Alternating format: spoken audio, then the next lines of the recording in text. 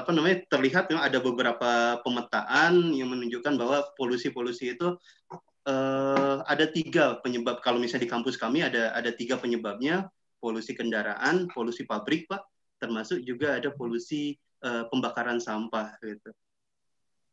Nah, itu saya kurang tahu kalau misalnya untuk di Jakarta seperti apa, tetapi kebetulan juga ini salah satu dosen kami sedang ditugaskan menjadi direktur ini, Pak, direktur Akademi Telkom Jakarta, Pak. Gitu. Dan memang kemarin sudah mulai menginisiasi untuk proses proyek pembuatan monitoring kualitas udara di Jakarta juga, seperti itu. Ya, mungkin itu kita bisa salah satunya kita bisa bekerja sama juga, Pak, ke arah sana, Pak. Itu menarik juga sebetulnya. Ini kalau tidak salah ada mahasiswa yang langsung dibimbing oleh beliau juga yang ikut ke perkuliahan hari ini, Pak. Oh, menarik. Ale, Itu Pak, hasilnya tuh, Pak. Betul. Baik ya, ini sudah berapa mahasiswa? 137 ya dengan kita, dan sudah setengah 10 ya, Pak. Bisa kita segera mulai ya, Pak ya, biar ini nanti Bapak bisa beraktivitas. Saya izin buka dulu ya, Pak ya. Ya, boleh, Pak. Baik ya. Assalamualaikum warahmatullahi wabarakatuh. Selamat pagi. Terima kasih Pak Udrek ya. Betul ya Pak ya, saya memanggil Bapak. Ya. Ya, emang namanya begitu, Pak. Enggak, arti takutnya spellingnya tidak seperti itu, Pak. Sudah tepat, Pak. Oh ya, sudah baik. Hari ini teman-teman kita kedatangan Pak Udrek. Beliau adalah sekarang di direktur di BNPB ya, BNPB. Ya. Terkait tentang sistem ini ya Pak ya, penanggulangan kebencanaan itu seperti itu. Nanti beliau akan mempresentasikan hal-hal yang ini ya terkait dengan bidang beliau. Beliau adalah nggak tahu ini teman Pak Rahmat atau penguji Pak Rahmat atau apa. Beliau adalah pembicara yang direkomendasikan Pak Rahmat untuk kita. Sebenarnya Pak, kita itu tiap minggu memang mendatangkan berbagai pembicara Pak. Ada yang tentang akademisi ya, tentang nanoteknologi, kemudian kemarin yang kedua itu kita mengundang tentang bioengineering Pak, yang orang yang berkecimpung di bidang bioengineering, kemudian yang kemarin kita tentang fintech gitu ya, tentang finansial teknologi. Nah, sekarang kita tentang kebencanaan.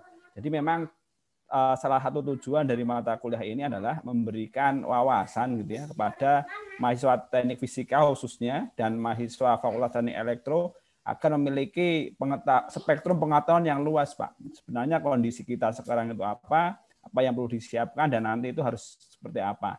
Ketika nanti menemukan suatu masalah itu bisa melihatnya dari berbagai aspek.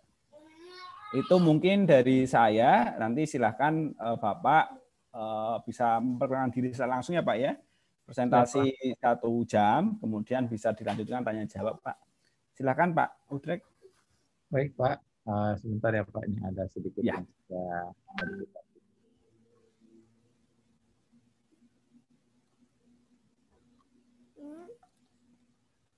Assalamualaikum warahmatullahi wabarakatuh. Waalaikumsalam warahmatullahi wabarakatuh. Waalaikumsalam warahmatullahi wabarakatuh. Yang saya hormati Bapak dosen, para pimpinan, para di lingkungan perguruan tinggi, juga adik-adik para mahasiswa. Saya berterima kasih mendapatkan kesempatan untuk berdiskusi dengan Bapak, Ibu, dan adik-adik sekalian terkait dengan hal-hal yang sebenarnya sudah agak lama nih saya tinggalkan nih. Karena sekarang jadi orang hukum dan kebijakan, tapi yang jelas ilmu ini harus bermanfaat, dan saya nanti akan sampaikan sesuatu yang menurut saya sih ya, menurut saya ini akan menarik sekali dari perspektif teman-teman yang dari fisika, dari elektro, dari komunikasi. Karena ini adalah ragam teknologi yang berhasil dikembangkan oleh oleh teman-teman di Indonesia gitu. Saya dulu itu memang perkenalan saya dengan Pak Rahmat itu waktu itu kita sedang mencoba mendiskusikan terkait dengan peringatan dini ya Pak Rahmat ya pertama kali itu. Terus habis itu sempat ketemu beberapa kali dan setelah itu memang sempat menguji Pak Rahmat sih di S3-nya beliau. Mungkin ketemu berapa kali, mungkin 3-4 kali sih. Dan sangat mengapresiasi perjuangan Pak Rahmat yang luar biasa itu dalam apa namanya hasilnya juga sangat menarik sekali. Harus bisa direalisasikan karena memang kebutuhan kita dengan apa yang sudah dikaji sama Pak Rahmat itu tinggi sekali saat ini sebenarnya. Ini saya coba untuk paparkan hal-hal yang sangat menarik menurut saya dan banyak. Tinggal nanti bagaimana adik-adik sekalian terutama bisa mengambil beberapa poin ini gitu, karena satu hal yang mungkin menarik ya buat saya ini kebetulan kemarin ini saya paparkan tapi udah saya tambahkan beberapa di kegiatan IoT kemarin itu yang masyarakat IoT Indonesia. Cuman dari perspektif yang penting ini yang saya perlu ingatkan ke Bapak dan Ibu sekalian bahwa kita ini negara yang kalau urusan bencana itu istilahnya kan supermarket ya. Kalau kita ilmuwan lebih senang menyebutnya sebagai laboratorium bencana. Nah, sebagai laboratorium bencana, memang sudah semestinya kita itu mestinya karena punya laboratorium, maka produk-produk dari permasalahan bencana ini harus bisa menghasilkan produk-produk yang bermanfaat bagi upaya kita dalam mengurangi risiko bencana atau melakukan penanggulangan bencana. Dan mestinya ini mampu menghasilkan inovasi-inovasi yang menyebabkan kita adalah menjadi memiliki supremasi dunia atau menjadi kiblat dalam teknologi penanggulangan bencana karena laboratoriumnya ada di kita. Dalam banyak hal kan kita selalu menjadi ini aja ya, misalnya ada orang bencana, teman-teman ilmuwan datang ke Indonesia, mereka melakukan kajian, pulang bikin alat, bikin metodologi, bikin segala macam, dijual ke kita. Jadi kita akhirnya hanya menjadi penonton saja. Dan kebutuhan kita tentang sistem deteksi yang sifatnya elektronika, teknologi informasi, elektronika, komunikasi itu, sensor dan lain sebagainya sangat tinggi sekali gitu ya. Jadi artinya untuk memenuhi kebutuhan Indonesia aja seandainya gitu kita bisa lakukan, itu sudah menghemat devisa negara tinggi, sangat tinggi dan menurut saya juga akan menjadi sumber pendapatan negara kalau kita sudah bisa menggeser bagaimana penderitaan ini bisa menjadi opportunity kita untuk bisa mengembangkan hal ini menjadi hal-hal yang beranah bisnis. Dan satu hal lagi bahwa buat saya apabila kita bisa menguasai teknologi kebencanaan, kita bisa menguasai banyak sekali teknologi yang lain. Kenapa bisa demikian? Karena teknologi kebencanaan ini butuh hal yang menarik ini. Coba kita bayangkan ya. Saya sempat dikritik sama teman-teman terkait dengan tsunami early warning system karena kan mahal ya. Sekarang ini kita membangun teknologi yang pakai kabel laut. Harganya bisa sampai triliunan rupiah hanya untuk membangun sistem kabel yang ada di selatan Jawa. Tetapi kalau kita misalnya berpikir dalam ranah safety ini menarik sekali coba. Ada pertanyaan ke saya pada waktu itu. Berapa panjangnya usia dari alat yang mau saya pasang di laut? Saya bilang 30 tahun. Tanpa maintenance gitu ya, kayak FO ya, atau fiber optik yang sekarang ada di seluruh Indonesia misalnya mungkin 20 sampai 30 tahun gitu. Terus ditanyakan, Anda yakin 20 sampai 30 tahun itu tsunami-nya bakalan datang di situ? Ya, saya jelas jawab ya nggak tahu gitu. Saya nggak bisa memastikan. Yang nanyanya aja pakar gempa dan tsunami kan. Gitu. Jelas kita nggak tahu kapan dia akan datang. Artinya sebenarnya dalam perspektif bencana, kita ingin masang alat yang nggak kepake sebenarnya. Karena kita memang tidak berkeinginan alat itu mendeteksi bencana. Tapi yang kita inginkan adalah bagaimanapun juga kita punya alat itu terpasang. Wah, berarti kita melakukan pemborosan dong. Oke, coba kita lihat dari perspektif yang lain. Pada saat kita membangun gedung, setuju nggak kira-kira teman-teman semua? Kita nggak usah ada peralatan safety di gedung itu, nggak usah ada detektor asap, tidak usah ada sprinkler buat menyiram. Dan kenyataannya banyak sekali gedung-gedung yang sekarang terbakar, kayak yang terakhir kemarin di Kejaksaan, sprinkler nggak mampu juga mematikan. Setuju nggak kita kira-kira bahwa gedung ini supaya biayanya lebih murah dan kemungkinannya juga kan sampai rusak Bisa jadi dari 1.000.000 gedung cuma ada anggaplah 10 gedung yang kebakaran. Artinya kemungkinan besar investasi kita terhadap alat ini nggak terpakai sampai gedung itu mungkin dirubuhkan gitu. Atau selama kalau dia rusak kan kita ganti lagi tuh. Kita nggak usah adakan saja gimana. Sehingga gedung itu bisa lebih karena nggak kecil loh biaya untuk memasang infrastruktur safety seperti sprinkler dan detektor asap itu. Nah, itu sama juga dengan pertanyaan bahwa seberapa banyak persentase helm itu mampu menyelamatkan seseorang dari benturan di kepala. Atau misalnya ini airbag. Airbag itu seberapa lama sebenarnya kita sudah pernah misalnya yang punya pengalaman ya udah ganti helm bolak-balik dan nggak pernah satu kali pun helm itu melindungi kepala kita dari benturan. Setuju nggak kita kalau gitu kita hapuskan saja helm itu. Sehingga dengan demikian kita nggak rugi juga, orang probabilitasnya sangat rendah kok kita pakai. Tapi pada kenyataannya kita sampai saat ini bagi yang berpendidikan lebih cenderung beli mobil yang ada safety-nya gitu. Kita pakai sabuk pengaman udah ribuan kali, bahkan mungkin mobil juga udah di kota kita gonta-ganti mobilnya, airbag-nya pun kita nggak tahu di dalam itu ada apa enggak gitu sebenarnya. Kita jual mobilnya lagi pada saat sampai kita jual mobilnya kita juga nggak pernah tahu gitu tentang airbag itu. Tapi itulah prinsip safety yang pertama yang menunjukkan bahwa bagaimanapun juga peralatan keamanan dari bencana ya, bencana ini kan ketabrakan transportasi ya itu juga bencana juga kalau kita kecelakaan, meninggal dan lain sebagainya. Nah, yang poin yang kedua adalah bahwa teknologi kebencanaan itu seperti yang tadi saya sebutkan tentang safety, dia nggak tahu kepakainya kapan, tapi dia harus siap 24/7 dia harus berfungsi. Nggak boleh nggak berfungsi. Jadi perkara bahwa sampai lifetime-nya 30 tahun tsunami-nya nggak datang, nggak apa-apa. Tapi pada saat tsunami datang tidak boleh ada kondisi di mana alat itu tidak berfungsi. Itu yang menjadi dasar yang perlu kita pertimbangkan dengan baik. Nah, dengan demikian kita bisa bayangkan desain elektronika bagi sebuah peralatan kebencanaan itu pasti levelnya ranking 1. Dia harus tahan terhadap bencana dan harus berfungsi 24/7. Kita harus memikirkan redundannya dia sehingga kalau ada alat yang rusak di dalam itu, dia tetap bisa berfungsi sampai nanti kita memperbaiki alat yang rusak itu, tetapi yang dia harus tetap berfungsi gitu kan. Jadi kebayang nggak ya misalnya redundannya kayak gimana? Kita pasang alat sensor gempa.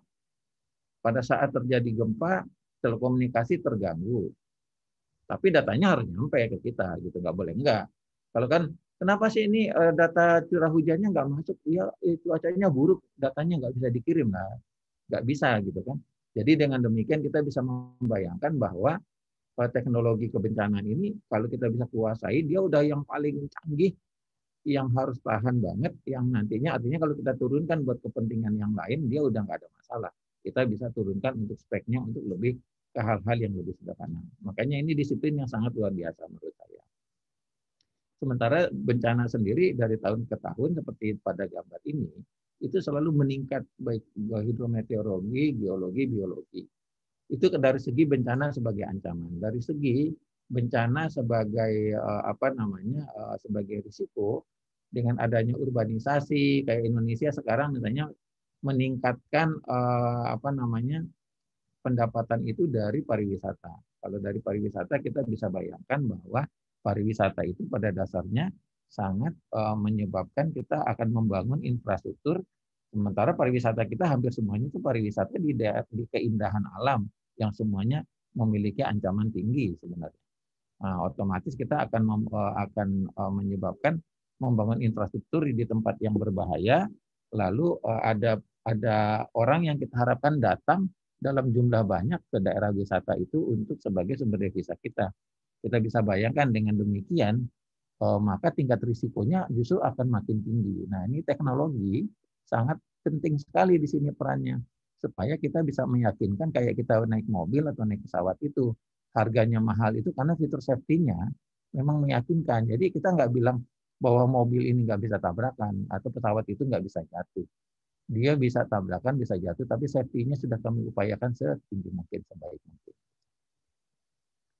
Nah, ini satu hal yang yang menarik waktu saya melakukan kajian tentang smart city ini. Smart city ini bagi saya adalah sebuah miniatur sistem ketangguhan bencana yang paling apa ya, secara teknologi yang paling tinggi menurut saya ini.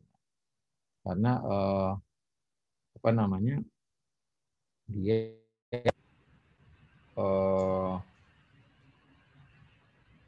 dia memiliki fitur yang memang lengkap sekali gitu untuk konsep di teknologinya sendiri. Nah, yang kalau teman-teman pernah mengikuti, ada nggak ya yang pernah mencoba untuk main SimCity namanya? SimCity itu kan sebenarnya permainan di mana kita kayak menjadi landlordnya, dari landlord yang ada itu, kita mencoba untuk menjadikan kota kita yang paling maju. Tetapi yang menarik dalam dalam game ini adalah bahwa seluruh informasi yang terkait dengan kota itu terinformasikan kepada landlord. Masalah masyarakat tidak bahagia, terjadi tabrakan, jalan jelek, rumah sakit mulai nggak bagus. Nah, itulah sebenarnya konsepnya Smart City. Artinya seluruh informasi yang terjadi itu sudah terfasilitasi sehingga kita memang benar-benar sistem IT itu, sistem sensor yang ada, misalnya kita itu naik mobil kita punya sensor, pada saat terjadi gangguan informasinya sudah langsung terkirim ke bengkel dan langsung memberikan rekomendasi kepada kita bengkel yang terdekat di mana dan antriannya jam berapa kita harus nyampe di sana dan lain sebagainya. Itu salah satu yang ada. Ini saya skip aja. Jadi secara ini Smart City itu sekarang ini kan mencoba untuk membangun berbagai macam hal ini. Nah, hal ini semua sebenarnya sangat tergantung sama yang namanya sensor. Sensor untuk traffic, intelligent shopping, smart health, smart environment, pollution, smart home, smart street, dan lain sebagainya. Jadi ini apa ya namanya, intinya kan sebenarnya kalau kayak kita lihat di Smart City atau SimCity itu kita mencoba membahagiakan penduduk dengan teknologi yang ada sehingga semuanya itu bisa terekam dengan baik, apapun yang terjadi bisa diantisipasi dengan secepat-cepatnya sehingga masyarakat menjadi bahagia. Nah, ini contoh nih, ini satu desain yang ribetnya kayak gini untuk desain Smart City. Ini adalah teknologi yang kita rangkum secara keseluruhan bagaimana data dari perakiraan cuaca terjadi. Jadi data misalnya besok mau hujan itu datanya sudah kita kumpulkan ke dalam cloud system. Tapi ada juga monitoring real time, ada data curah hujan dari peralatan, ada data curah hujan dari radar cuaca, dari satelit dan lain sebagainya. Dikonfirmasikan dengan yang penakar yang memang kita pasang di darat sehingga kita tahu apakah data yang dari monitoring real time dari satelit dan lain sebagainya itu berkorelasi bagus atau tidak, masuk lagi ke dalam sistem. Ini semua ada artificial intelligence-nya untuk mengkaji. Kalau terjadi perakiraan cuaca, kita lakukan pengujian pompa, misalnya pengujian pompa itu untuk menjaga-jaga di daerah yang memang sudah terindikasi akan terjadi hujan lebat, kita harus meyakinkan bahwa pada saat kejadian itu pompanya bisa berjalan. Dari data monitoring ini, kita dapatkan akumulasi curah hujan di das dan lain sebagainya. Kalau misalnya memang secara pemodeling itu kita ini kan dilakukan lagi dengan AWL penakar di monitoring sungai, sehingga nanti kita bisa mengatur secara otomatis pintu air dan aktivasi pompa. Ini kebayangkan ya teman-teman semua, ini isinya sensor semua yang ada di sini. Ada alat yang kita pasang di sungai, ada alat yang kita pasang di mana-mana, di pompa dan lain sebagainya, terhubung dengan teknologi informasi, dia terotomatisasi dan ada pusat monitoring dan kendali. Nah, lalu misalnya kalau toh masih misalnya pengujian pompanya berfungsi, ini ada notifikasi kepada kita, dikasih ke sistem kan, sistem akan menjelaskan bahwa pompa masih sangat berfungsi. Nah, walaupun teknologinya sudah tinggi, drainase segala macamnya juga sudah berjalan, bisa jadi hujan yang tinggi sekali itu tetap bisa menyebabkan banjir. Ini ada data dari sensor banjir yang kita pasang secara IoT di perkampungan misalnya, dan lalu ada masyarakat juga yang melaporkan dan ini ternotifikasi kembali. Data ini akan berpengaruh kepada sistem tata ruang. Nanti datanya terkirim ke tata ruang menjadi sebuah kebijakan dan strategi untuk besoknya kayak gimana. Ini kita mencoba membangun misalnya wireless sensor network base di daerah-daerah yang terbanjir ini, sehingga memang data kejadian banjir itu pada saat terjadi banjir itu kita bisa tahu kapan mulai terjadi banjirnya, seberapa tinggi dan seberapa cepat banjir itu terjadi, seberapa cepat dia bisa surut, dan itu terkonfirmasi dengan model curah hujan, kejadian sebaran curah hujan yang sudah kita tangkap. Jadi proses berpikir ini menyebabkan kita secara detail bisa memahami, ditambah dengan investigasi saluran dan lain sebagainya, masuk ke dalam sistem, dan lalu ini menjadi strategi kebijakan ke depan. Jadi sistem ini diharapkan akan benar-benar mampu untuk menjamin sebuah kota itu memang bisa terhindar dari banjir.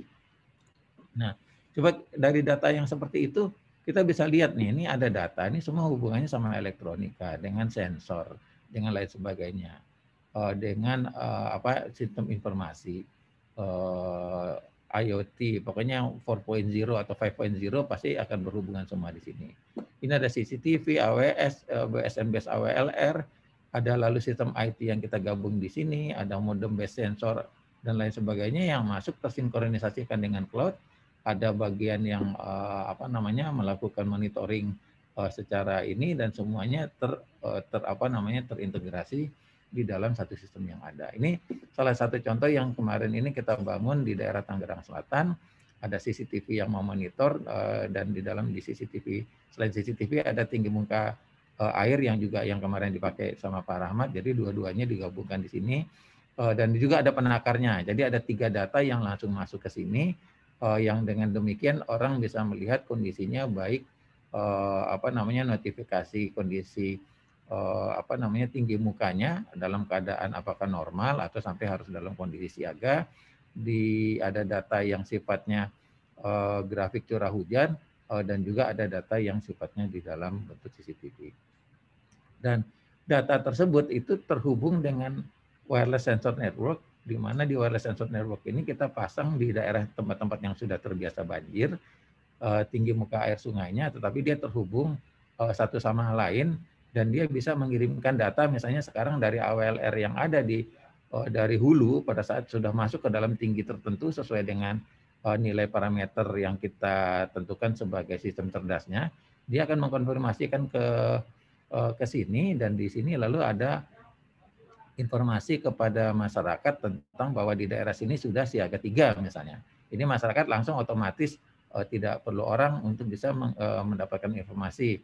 Dia nyampe di sini ngasih tahu lagi di daerah sini sekarang posisinya sudah siaga 3 juga atau sudah siaga 2. Jadi data-data ini masuk ke dalam sistem ini yang terhubung dengan sensor yang ada, dan sensor yang ini juga nanti akan menangkap beberapa informasi kalau memang sudah banjir terjadi, diinformasikan menjadi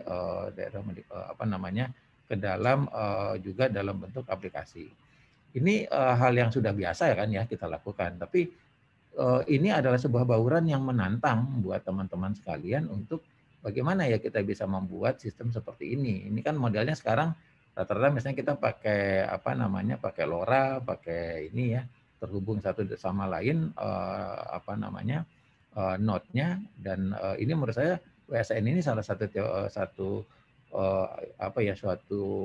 teknologi yang challenging. Belakangan kita mencoba untuk pakai yang misalnya pakai frekuensi 900-an atau bahkan yang 1 giga, yang sekarang 5 giga pun dengan power yang tinggi, dan ada kebijakan yang diperbolehkan ya beberapa frekuensi itu. Menurut saya WSN ini jadi sangat menjanjikan bagi daerah kita yang tersebar dan sebenarnya fasilitas infrastruktur telekomunikasinya masih kurang. Ini salah satunya juga. Jadi data yang ada, misalnya kalau secara informasi ini kan ada beberapa macam data ya. Kita dari banjir itu ada data dari BMKG, ada data cuaca Tangerang, ini ada satelit Himawari, yang semuanya harus bisa kita gabungkan untuk bisa mendapatkan sebuah kecerdasan buatan yang benar-benar semakin akurat. Ini salah satu contohnya adalah misalnya data yang ada dari radar cuaca ini, nilainya kan pixel ya. Pixel itu kita coba kita buat dalam bentuk geotif, sehingga memang ada nilai lintang bujurnya di situ, ada nilai reflektivitas yang nanti dihubungkan dengan nilai rain rate-nya, intensitas hujannya, tapi ini kan sudah dalam bentuk sebaran. Ini bisa kita overlaykan dengan DAS, sehingga nanti kita akan mendapatkan grafik bisa sebagai fungsi provinsi atau fungsi dari DAS-nya sendiri. Nah, ini kalau kita korelasikan dengan data yang ada di darat, maka data yang sifatnya sebaran curah hujan dari data satelit itu udah benar-benar mampu menggambarkan kondisi sebaran curah hujan yang nanti kalau terjadi banjir, ini tinggal kita overlaykan. Ini salah satu contoh lagi ya, ini ada data yang kita kumpulkan berdasarkan crowdsourcing atau dari crawling dari media-media, karena kadang-kadang media lebih cepat menginformasikan kejadian banjir, itu kita simpan di sini. Ini contoh yang menarik, jadi data ini sudah kita simpan sebagai data knowledge management, lalu ada kejadian seperti ini misalnya kita bisa lakukan investigasi langsung dan misalnya ini adalah data yang kita ambil dari data DEM. Dari data DEM itu ternyata memang banjir yang terjadi di daerah Tangerang ini benar-benar berkorelasi dengan baik dengan kondisi ininya ya, topografinya misalnya. Ini adalah salah satu inventarisasi artificial intelligence, decision support system yang benar-benar bisa membantu di mana peran dari sensor benar-benar sangat berpengaruh di sini dan termasuk teknologi informasi. Yang kalau kita nanti sudah kumpulkan ke dalam sistem ini, karena sebenarnya kan yang menanggulangi ini kan tidak satu tempat ya, berbagai macam institusi. Maka semuanya harus bisa mengakses data tersebut dan lalu berbagi peran, siapa yang mengerjakan apa gitu. Ini salah satu yang menyebabkan bahwa proses ini diharapkan setelah semakin beberapa tahun datanya sudah semakin matang, polanya sudah ketahuan, maka penanganan banjirnya juga akan jadi semakin sangat bagus.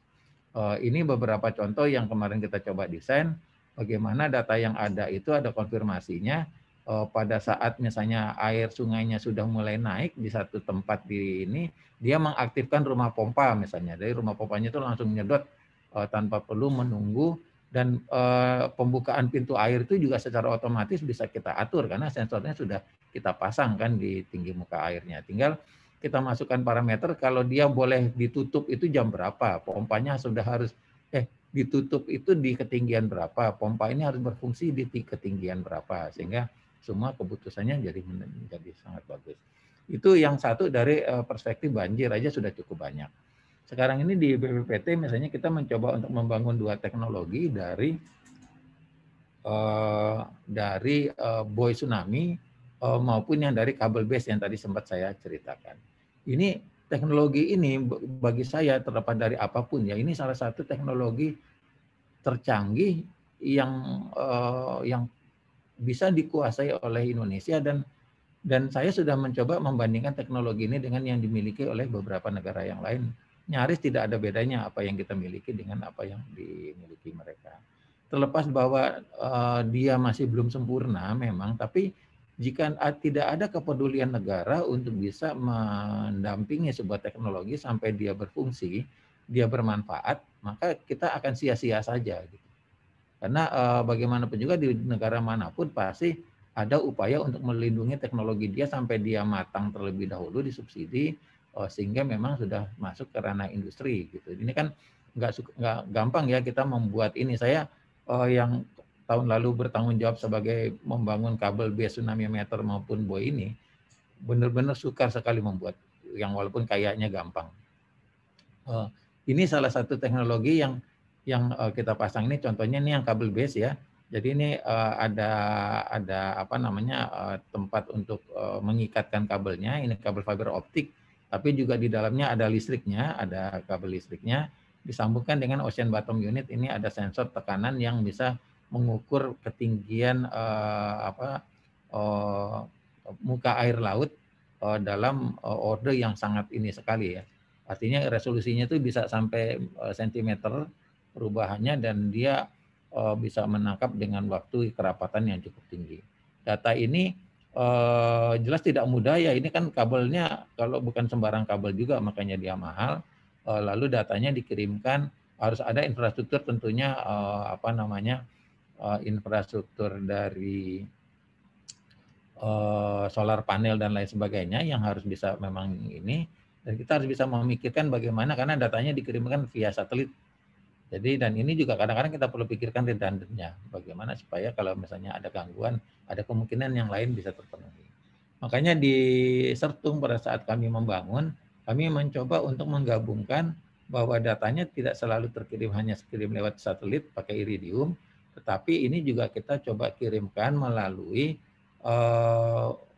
ubiquity. Jadi kan sekarang misalnya yang ubiquity itu kan apa ya, itu kalau kita pasang tinggi over horizon ya, kita bisa 50 km itu point to point pakai yang 5 GHz itu bisa gitu. Jadi ini kita hitung kemarin itu 50 sekian, walaupun tidak terlalu sempurna hasilnya, tapi teknologi ini makin lama makin memungkinkan kita untuk bisa mendapatkan sebuah internet maksudnya jaringan komunikasi yang sangat tinggi, ininya ya bandwidth-nya besar, dan artinya kalau kita mau pakai monitoring pakai ada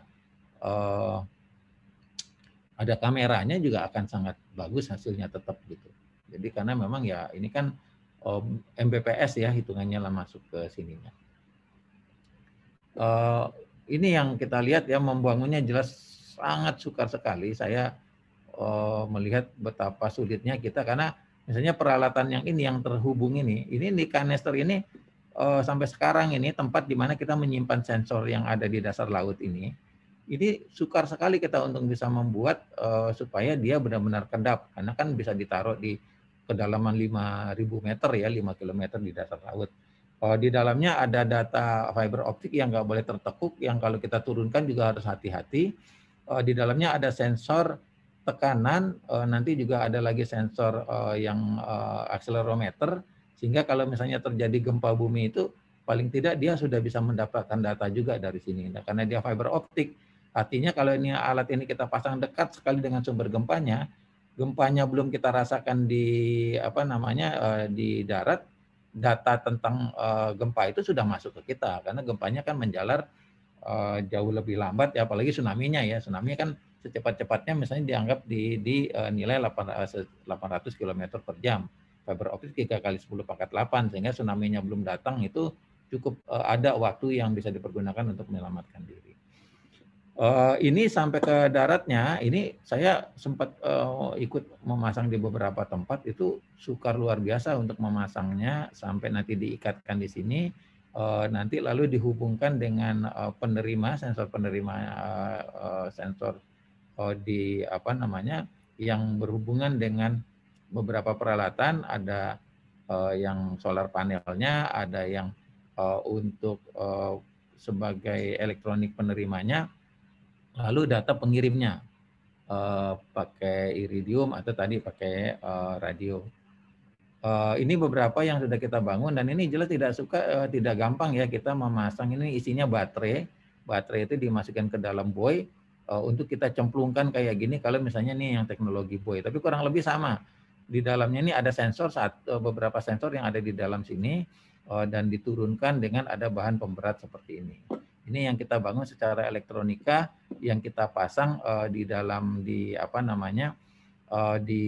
sini tentu ada sensor yang dikirimkan lewat data akustik, diterima oleh si buoy-nya di sini, dan dari buoy-nya kita ada pengirimnya. Jadi penerima data lalu mengirimkan, dan ini si sensor ini bisa dikontrol dari dari command center. Kalau beberapa parameternya misalnya datanya harus lebih cepat, parameternya harus dirubah dan lain sebagainya, itu bisa dihubungi dari sistem yang ada di command center-nya. Ini terpasang di dalam seperti ini. Membangun buoy ini aja luar biasa sukarnya pada dasarnya. Ini sudah berubah dari tahun ke tahun. Sekarang yang ada di longsor misalnya, di longsor itu ini kita mencoba untuk membangun hal yang waktu itu juga sama nih, kerja bareng juga sama Pak Rahmat ya, waktu masih di ITB. Jadi bagaimana kita bisa memasang sensor yang harus terus-menerus siap sedia untuk menerima data curah hujan, menerima data kelembapan, menerima data pergerakan tanah yang dikirimkan lewat radio. Nggak salah kalau ini kita kemarin itu pakai yang frekuensi frekuensi 800 ya. Frekuensi 800-an yang kemudian terkirim ke sini, dan jika parameternya terpenuhi, parameter warning yang terpenuhi, dia akan menyampaikan warning dalam bentuk suara. Jadi ini juga sudah ada modifikasi kita dia bisa menyampaikan peringatan pakai bahasa ya, jadi bukan pakai sirine. Jadi misalnya hati-hati kalau misalnya ini kemarin kita pasang di Jawa Barat bahasanya pakai bahasa Sunda. Setiap hari si speaker ini berbunyi untuk memeriksa kondisi peralatan ini apakah bekerja dengan baik, tapi juga sebagai pemberi informasi waktu. Jadi masyarakat itu pasti kalau misalnya ini nungguin speaker ini bernyanyi pakai sambil lulungan di pagi hari dan di sore hari, sehingga masyarakat kalau dia nggak bunyi itu langsung ops, ini alat berarti ada masalah karena dia nggak nyanyi. Itu langsung juga tertangkap di di sistem. Ini beberapa peralatan yang kita pasang. Di dalamnya ini ada sensor yang cukup banyak yang masuk ke tanah sebenarnya untuk mengukur, dan di sini juga ada penakar hujan. Kalau kita lihat ya, penakar hujan itu melihat berapa jumlah curah hujan yang masuk. Kalau misalnya ada di tempat sekitar sini sudah ada kejadian, artinya kita punya data curah hujan sekian, itu udah harus hati-hati. Tapi data ini dikonfirmasikan dengan sensor yang ditanam ke bawah, apakah airnya itu sudah jenuh di tempat yang kira-kira memang berpotensi terjadinya longsor misalnya. Di dalamnya juga ada inclinometer atau accelerometer, sehingga kalau terjadi pergerakan tanah yang tiba-tiba, itu dia akan memberikan warning kepada masyarakat. Itu udah yang warning yang paling terakhir, karena udah dekat sekali dengan kondisi dia akan terjadinya longsor. Datanya terkirim dan bisa ditampilkan di internet seperti ini. Ini adalah salah satu contoh datanya. Jadi ini rutin terkirimkan seperti ini.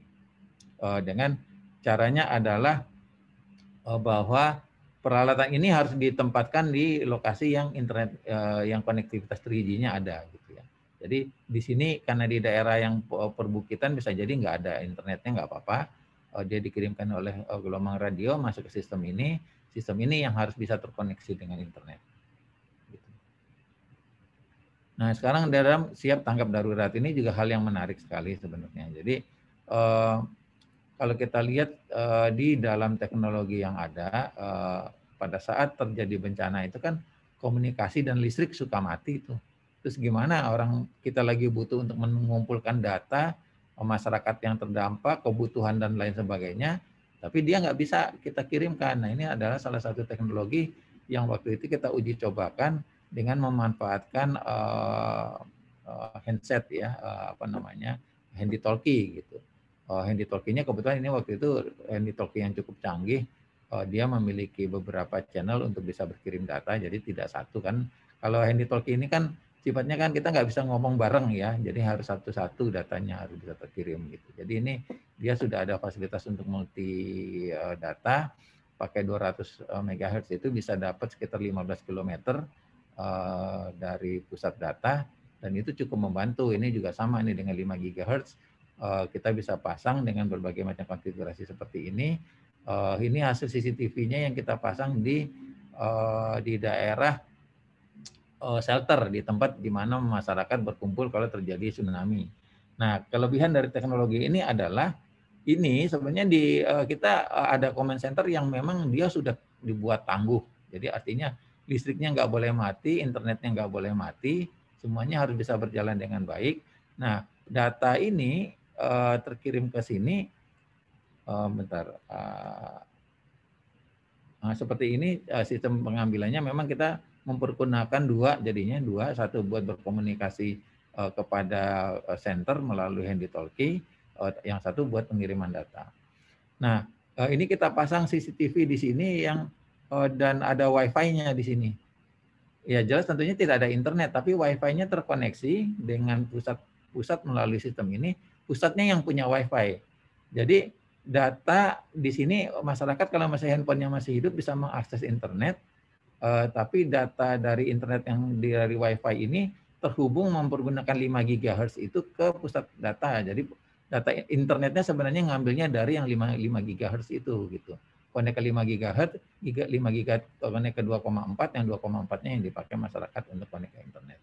Ini salah satu yang menjadi hal-hal yang kalau kita lihat sangat bermanfaat sekali, beberapa jenis teknologi yang semuanya sebenarnya sangat berhubungan sekali dengan dunia elektronika, dunia informasi teknologi. Hanya saja mungkin memang beberapa teknologi pendukung itu sangat penting sekali untuk kita miliki. Misalnya adalah frekuensi khusus untuk bencana, misalnya untuk yang radio itu karena di setiap negara beda-beda ya. Kita kan kadang-kadang nakal pakai yang 900 kita pakai walaupun nggak boleh karena peralatannya itu yang available misalnya sekarang.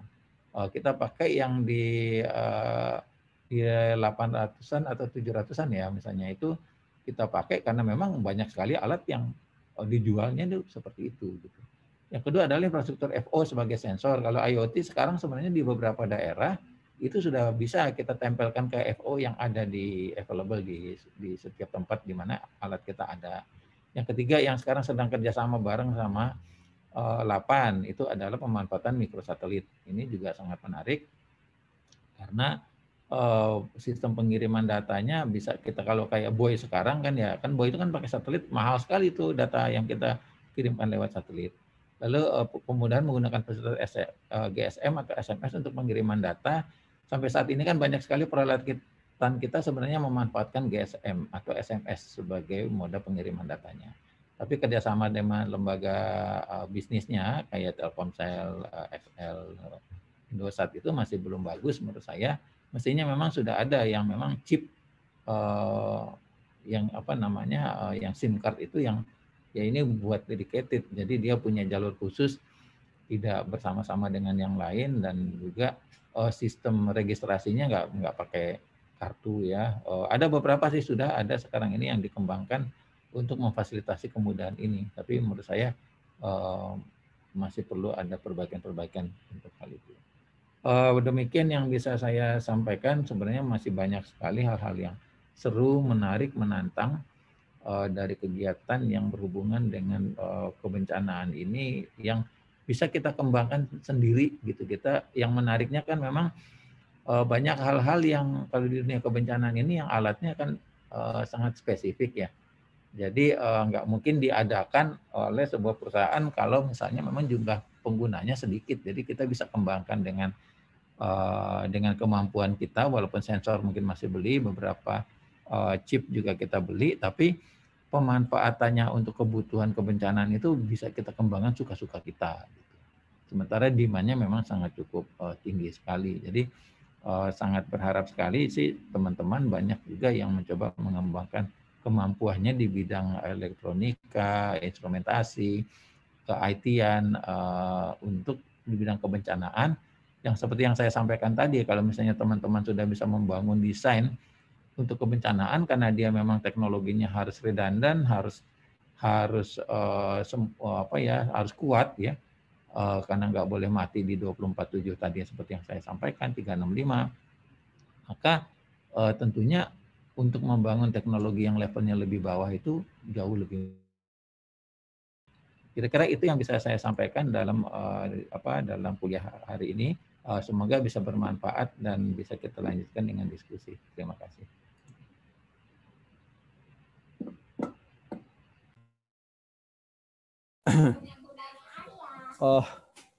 Baik.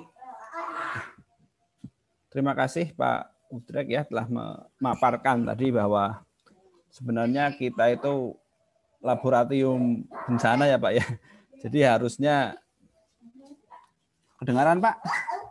Ya, kedengaran Pak. Ya, jadi harusnya kita itu justru yang menemukan alatnya gitu ya, bukan orang lain ini. Oke, silakan mahasiswa. Ini mumpung ada Pak Udrek ya. Ada yang ingin ditanyakan? Saya Pak. Silakan. Tolong kameranya di ini kan ya.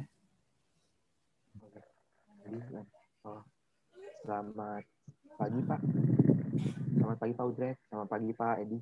Iya, dengan siapa? Dengan Alessandro Pak. Andrew ya, silakan. Selamat. Saya ingin bertanya Pak. Pak, untuk penanggulangan bencana di Indonesia ini untuk bagaimana Pak? Saya pernah baca di berita atau artikel itu ini penanggulangan bencana di Jepang. Di Jepang itu penanggulangan bencananya bahkan sampai di titik pembelajaran untuk siswa-siswanya. Sedangkan saya lihat di Indonesia ini hampir mirip kayak Jepang yang daerah rawan bencana, tapi tidak ada kayak pengajaran untuk penanggulangan bencana tersebut. Nah, itu bagaimana ya Pak solusinya? Karena kan sekarang kayak di daerah Jawa itu rawan bencana, dan di daerah-daerah lainnya Pak. Terima kasih Pak. Terima kasih Mas Alessandro pertanyaannya. Sebenarnya kita memang berusaha keras untuk memasukkan bencana ini ke dalam kurikulum sekolah. Sebenarnya kerjasamanya juga sudah sangat banyak dengan perguruan tinggi. Juga akhirnya mencoba membangun juga yang berbasis internet. Jadi artinya kayak kalau Indonesia X misalnya itu kan banyak modul-modul pembelajaran yang dosennya adalah dosen-dosen yang memang pakar di bidang kebencanaan. Sudah cukup jauh sih sebenarnya sekarang ada SPAB juga gitu ya, Sistem Pendidikan Aman Bencana, di mana setiap sekolah itu juga diberikan beberapa pembelajaran dan juga dilibatkan dalam penilaian tentang kondisi risiko di masing-masing daerahnya sebenarnya. Bagaimanapun juga sulitnya bencana itu kan sesuatu hal yang nggak enak ya. Jadi mungkin memang beda dengan konsep pembangunan yang kita berpikir positif gitu kan, bencana ini kayak ngerem gitu tuh. Jadi dalam beberapa hal juga memang nggak mudah untuk bisa mensosialisasikan segala sesuatu yang sifatnya kayak warning ya, jangan begini, jangan begitu gitu. Mungkin itu yang menyebabkan banyak hal orang enggan juga mendengarkan pendidikan-pendidikan yang berhubungan dengan bencanaan. Misalnya sekarang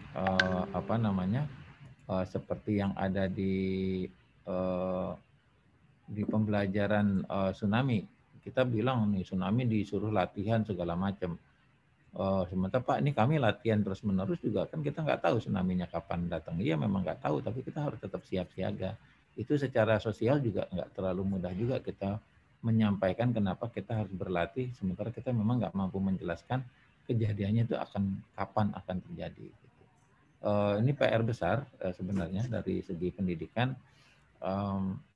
Kita terus-menerus sebenarnya mencoba mengupayakan mensosialisasikan dengan berbagai macam metodologi, tapi memang yang terbaik sebenarnya adalah bahwa pengetahuan ini terutama masuk ke dalam kurikulum di level SD, SMP ya, itu yang menurut saya justru paling ideal dan lalu dikemas menjadi sebuah peraturan-peraturan yang memang harus ditaati oleh masyarakat melalui sebuah peraturan yang lengkap. Jadi misalnya orang bangun bangunan itu dari IMB-nya udah dijewer ya. Pokoknya daerah rawan bencana ini IMB-nya beda, cara membangunnya beda dengan daerah yang mungkin kondisinya lebih aman, nggak ada gempa misalnya. Masih perjalanan panjang memang Mas. Saya juga setuju dengan yang tadi Mas sampaikan. Terima kasih. Oke, baik. Terima kasih Pak Udrek. Mungkin ini Pak, adakah misalnya ya atau web atau apa tempat yang bisa diakses umum misalnya tentang mitigasi bencana lah, artinya tentang pendidikan ya, bagaimana bagaimana cara hidup berdamai ya misalnya dengan daerah. Kita kan daerah rawan gunung berapi, gitu ya, rawan gempa, rawan tsunami, rawan longsor. Nah mungkin ada materi-materi itu Pak, misalnya materi-materi ya bagaimana kita itu hidup di daerah yang rawan longsor, apa yang harusnya dilakukan. Kemudian kalau di daerah gempa itu apa itu ada nggak Pak misalnya website tertentu di BNPB atau apa yang ada materi itu sehingga bisa diakses oleh umum misalnya. Ada nggak Pak misalnya seperti itu? Ya Pak Edi, sebenarnya kayak webnya waktu saya masih belum jadi BNPB pun melihat webnya BNPB itu sangat banyak Pak. Itu kita rata-rata buku yang kita buat itu sifatnya digital. Jadi bisa diakses, di-download, jumlahnya banyak sekali. Walaupun tetap saja dari jumlah yang banyak itu masih belum mencukupi. Jadi mungkin masalah sosialisasinya yang masih kurang ya, sehingga mungkin masyarakat belum terbiasa juga untuk mengunjungi web itu. Sumber-sumber yang lain juga sangat banyak. Sekarang ini kami sedang membuat portal untuk literasi bencana kearsipan, Pak. Itu nanti kalau minggu depan kita launching, itu banyak sekali bahan-bahan yang juga sifatnya sejarah. Misalnya sejarah gempa bumi, kejadian-kejadian yang ada, termasuk yang COVID. COVID ini kan kita punya ada informasi yang sangat menarik di tahun 1918 ya, sayangnya itu nggak jadi bahan pembelajaran kita, sehingga pada saat kejadian sekarang kita jadinya terbata-bata sekali dalam menanganinya. Ya, silakan Pak. Nanti kami juga akan catat mungkin beberapa link, nanti saya kirimkan kepada Pak Rahmat dari dokumentasi yang kita punya cukup banyak itu. Ya, baik Pak. Kan iya tantangan kita itu kan ini ya Pak ya. Jadi kita hidup di Indonesia kan memang culture-nya masih seperti ini Pak ya. Jadi tentang COVID aja kan masih seperti ini. Jadi semakin susah ditanggulangi. Saya rasa itu adalah tantangan terbesar juga sih buat pemerintah, buat pihak-pihak terkait. Karena memang seperti ini lah. Saya sepakat sekali itu sebenarnya tanggung jawab kita bersama gitu ya, untuk mengedukasi semuanya lah. Memang ya masih seperti ini level kita gitu.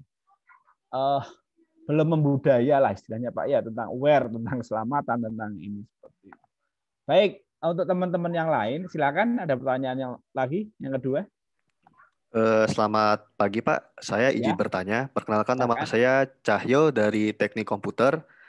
Mau bertanya Pak, Pak Udrek, mengenai tadi kan Bapak sempat presentasi Pak ya, Bapak memperlihatkan dari BNPB itu dia tuh kayak bikin dataset banyak gitu Pak ya. Ada dataset dari sensor tsunami, ada yang dari banjir, ada yang tadi juga ada yang tanah longsor. Nah, saya mau bertanya Pak, untuk sensor-sensor tersebut datanya itu apakah terbuka untuk publik Pak? Itu pertanyaan pertama Pak. Lalu untuk pertanyaan kedua itu saya mau bertanya lagi. Untuk tadi itu kan ada alat-alat itu Pak ya, alat yang deteksi tsunami sama alat deteksi longsor. Nah itu dia menggunakan algoritma apa ya Pak ya untuk melakukan deteksi?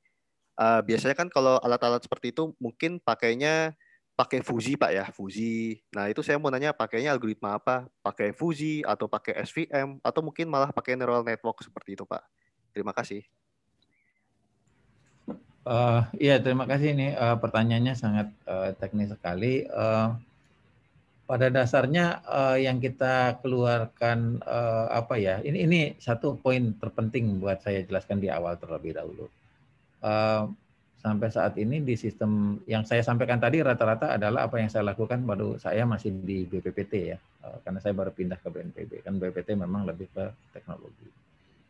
Teknologi itu seberapa pun canggihnya kan dia punya lifetime dan punya kebutuhan untuk harus bisa di maintain gitu. Nah, yang jadi masalah biasanya pada saat alat itu kita pasang, kita serah terimakan ke pemerintah daerah, itu nggak bisa dirawat gitu. Longsor itu kan rata-rata pakai solar panel misalnya. Kalau ketutupan pohon atau ada apa ya dia akan sebentar juga selesai gitu umurnya itu. Nah rata-rata itu pada saat kita serah terimakan itu paling 3 tahun habis itu udah nggak jalan itu alat itu. Apakah mereka lupa ngisi pulsanya gitu ya, ngisi paket internetnya atau alat rusak tapi tidak diinformasikan ke kita gitu. Bahkan termasuk peralatan-peralatan yang mereka buat sendiri, maksudnya kita pasangkan atas permintaan teman-teman di daerah tapi juga nggak kerawat gitu. Itu terlalu banyak sekali kejadian seperti itu. Sehingga sampai saat ini mungkin yang konsisten itu malah banyak yang sifatnya masih dari orang yang memantau. Dulu itu misalnya AWLR kita itu banyak sekali Pak itu yang deteksi tinggi muka air di sungai-sungai di seluruh Indonesia. Tapi berjalannya waktu kita tambahkan alatnya juga, tapi yang sudah dipasang itu yang matinya lebih banyak daripada yang masih hidup. Itu yang membedakan dengan yang dilakukan oleh teman-teman BMKG karena memang dia dedicated sekali, pendanaannya clear, tidak ada serah terima alat, jadi seluruh alat adalah milik BMKG sehingga memang bisa dipertahankan. Alat itu kalau mati langsung diperbaiki. Data yang kita dapatkan sebenarnya kalau pada saat data itu ada, biasanya yang kita tunjukkan yang waktu kayak saya buat di tsunami itu juga data bisa di-download sebenarnya. Cuman rata-rata mungkin teman-teman itu mengeluarkan informasi yang sifatnya lebih ke informasi, tidak ke datanya sendiri. Tapi kayak beberapa web kan memang menyediakan untuk di-download dalam bentuk Excel ya, atau misalnya dia mengeluarkan API-nya. Cuman menurut saya kenapa rata-rata itu nggak terkomunikasikan dengan baik, karena banyak sekali yang umurnya pendek sekali. Itu yang pertama pertanyaannya. Yang kedua, misalnya untuk yang terkait dengan metodologinya, sebenarnya yang tadi Mas sampaikan di masing-masing peralatan itu beda-beda pendekatannya, pendekatan algoritmanya. Kalau misalnya sekarang yang ada di Longsor, misalnya Longsor itu punya sensor yang paling awal mendeteksi itu adalah sensor curah hujan. Di curah hujan itu kita mencoba melakukan perhitungan akumulasi itu misalnya dalam satu hari di satu tempat kita hitung threshold-nya adalah misalnya 50 mm per hari. Pada saat ada curah hujan yang dalam waktu 24 jam itu akumulasinya sampai kepada misalnya 50 mm, maka itu akan keluar jadi warning. Nah itu biasanya kita sudah memasukkan threshold dalam jumlah cukup banyak, dari level yang normal sampai waspada, siaga, awas gitu.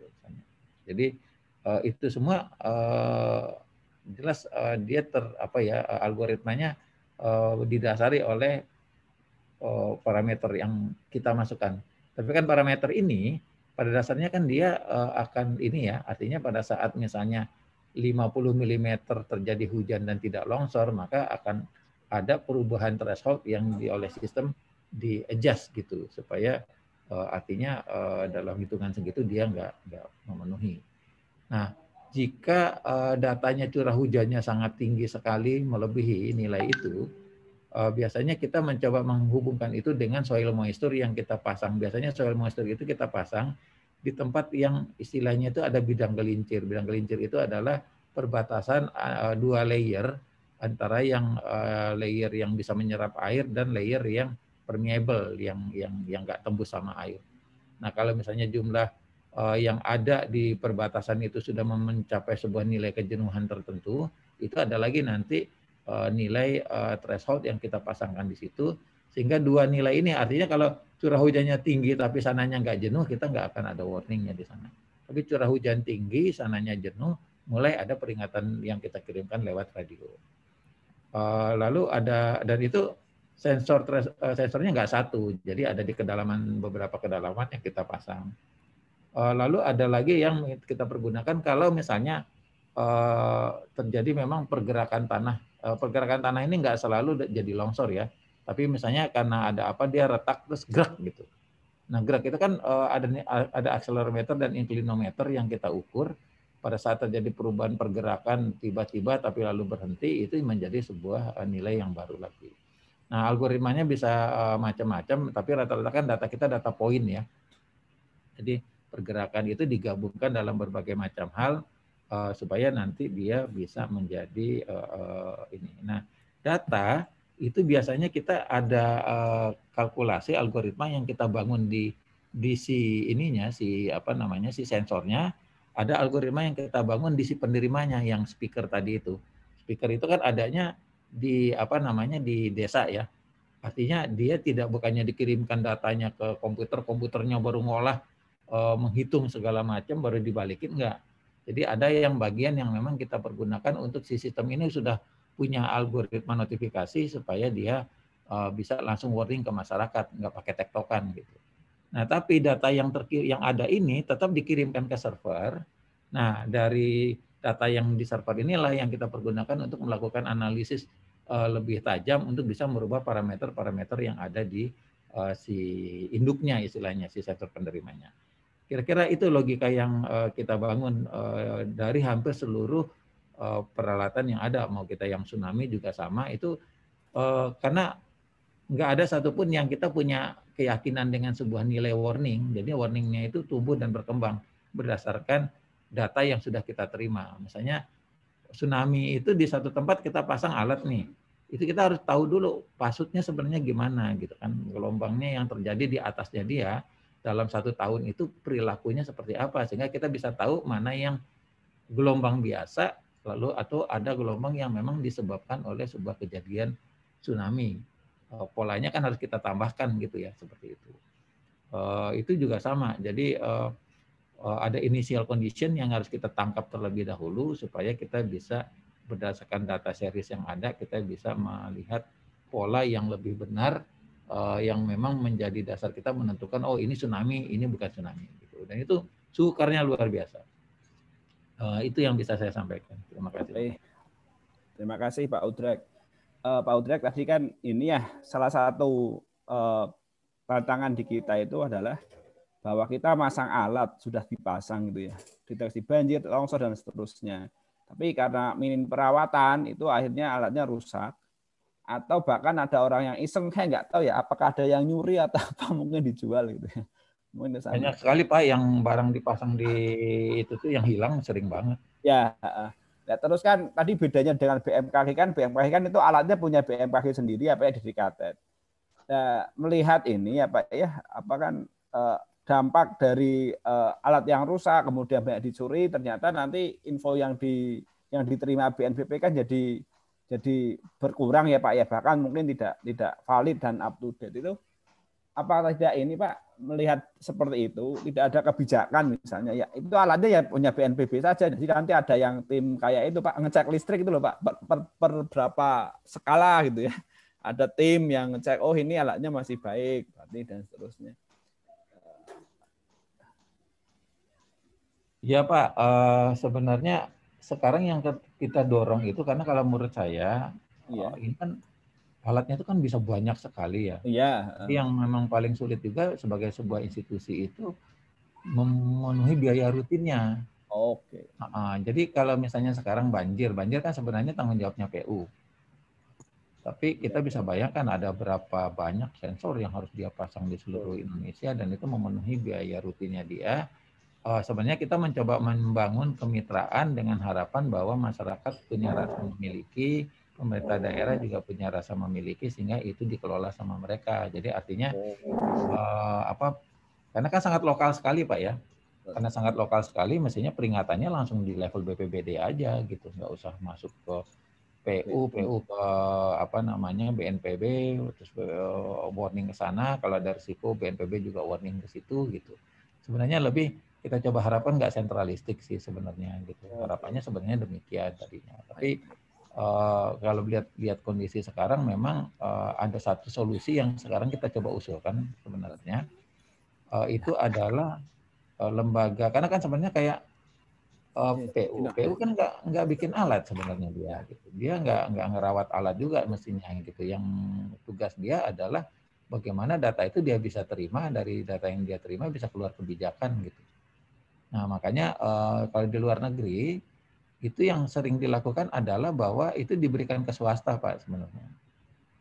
Yang kita beli kayak kita telepon itu kalau di misalnya kita di Jepang nih, di Jepang itu kan kita beli handphone bisa jadi harganya cuma 1 yen ya. Kenapa bisa 1 yen? Karena kita nggak beli ininya, kayak kita juga sekarang kan bisa beli bundling ya. Bundling itu harga handphonenya jadi jauh lebih murah, tapi kita dipaksakan harus kontrak sekian tahun gitu. Nggak boleh ganti. Nah artinya apa? Sebenarnya yang kita jalankan adalah servis, bukan ngerawat alat gitu. Jadi di Jepang misalnya dia masang untuk smart city itu masang speaker dan buat warning itu di seluruh Yokohama misalnya yang saya lihat. Itu pakai WSN Pak, Wireless Sensor Network. Jadi pakai radio, dia nggak pakai internet yang connect lewat GSM atau apa-apa. Itu si pemerintah daerah cuma bayar servis. Yang ngerjakan itu Panasonic gitu. Panasonic kalau ada alat yang rusak kayak telepon kita sekarang kan. Telepon itu kan bukan berarti sebenarnya nggak rusak-rusak, enggak kan, cuman memang dijagain 24/7 sama perusahaan Telkom. Sehingga kalau ada yang rusak dia langsung perbaiki. Si PU kalau misalnya bisa dikerjakan begitu, maka PU-nya nggak perlu ngurusin alat. Alat itu disediakan oleh misalnya PT Inti yang sekarang ya misalnya dipasang oleh PT Inti, kalau ada pembaruan teknologi dia ganti sendiri, kita nggak menyiapin, nggak beli, nggak masangin alatnya, tapi data itu setiap masuk ke PU kita bayar, gitu. Kita bayar data yang kita terima. Kalau misalnya dari yang kita terima kurang dari 95%, maka kita akan berikan penalti kepada ini. Nah, itu yang jauh lebih bisa bertahan daripada kita membebankan PU atau apa gitu kan, yang sekarang konsisten bisa itu cuma BMKG sama PVMBG dari urusan vulkanologi. Yang lain itu terasa masih terlalu sulit untuk bisa itu. Iya. Itu mungkin solusi yang menurut saya lebih. Iya. Baik, Pak. Karena mungkin kalau dibandingkan Jepang itu kita luas wilayahnya sangat luas gitu ya. Jadi memang dibutuhkan ini ya Pak ya, banyak biaya dan seterusnya ya, banyak karena luasnya berbeda dan seterusnya. Oke, yang lain teman-teman silakan pertanyaan selanjutnya.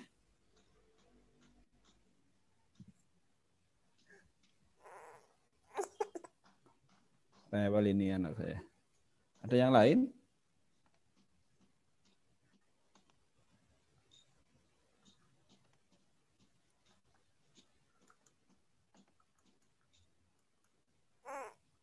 Siapa tahu ada yang punya ide-ide menarik dari kan yang saya paparin tadi banyak banget tuh yang seru sebenarnya ya. Kalau ada ide apa yang sekarang lagi mau dipersiapkan, misalnya buat jadi penelitian, saya bisa ikutan bantu.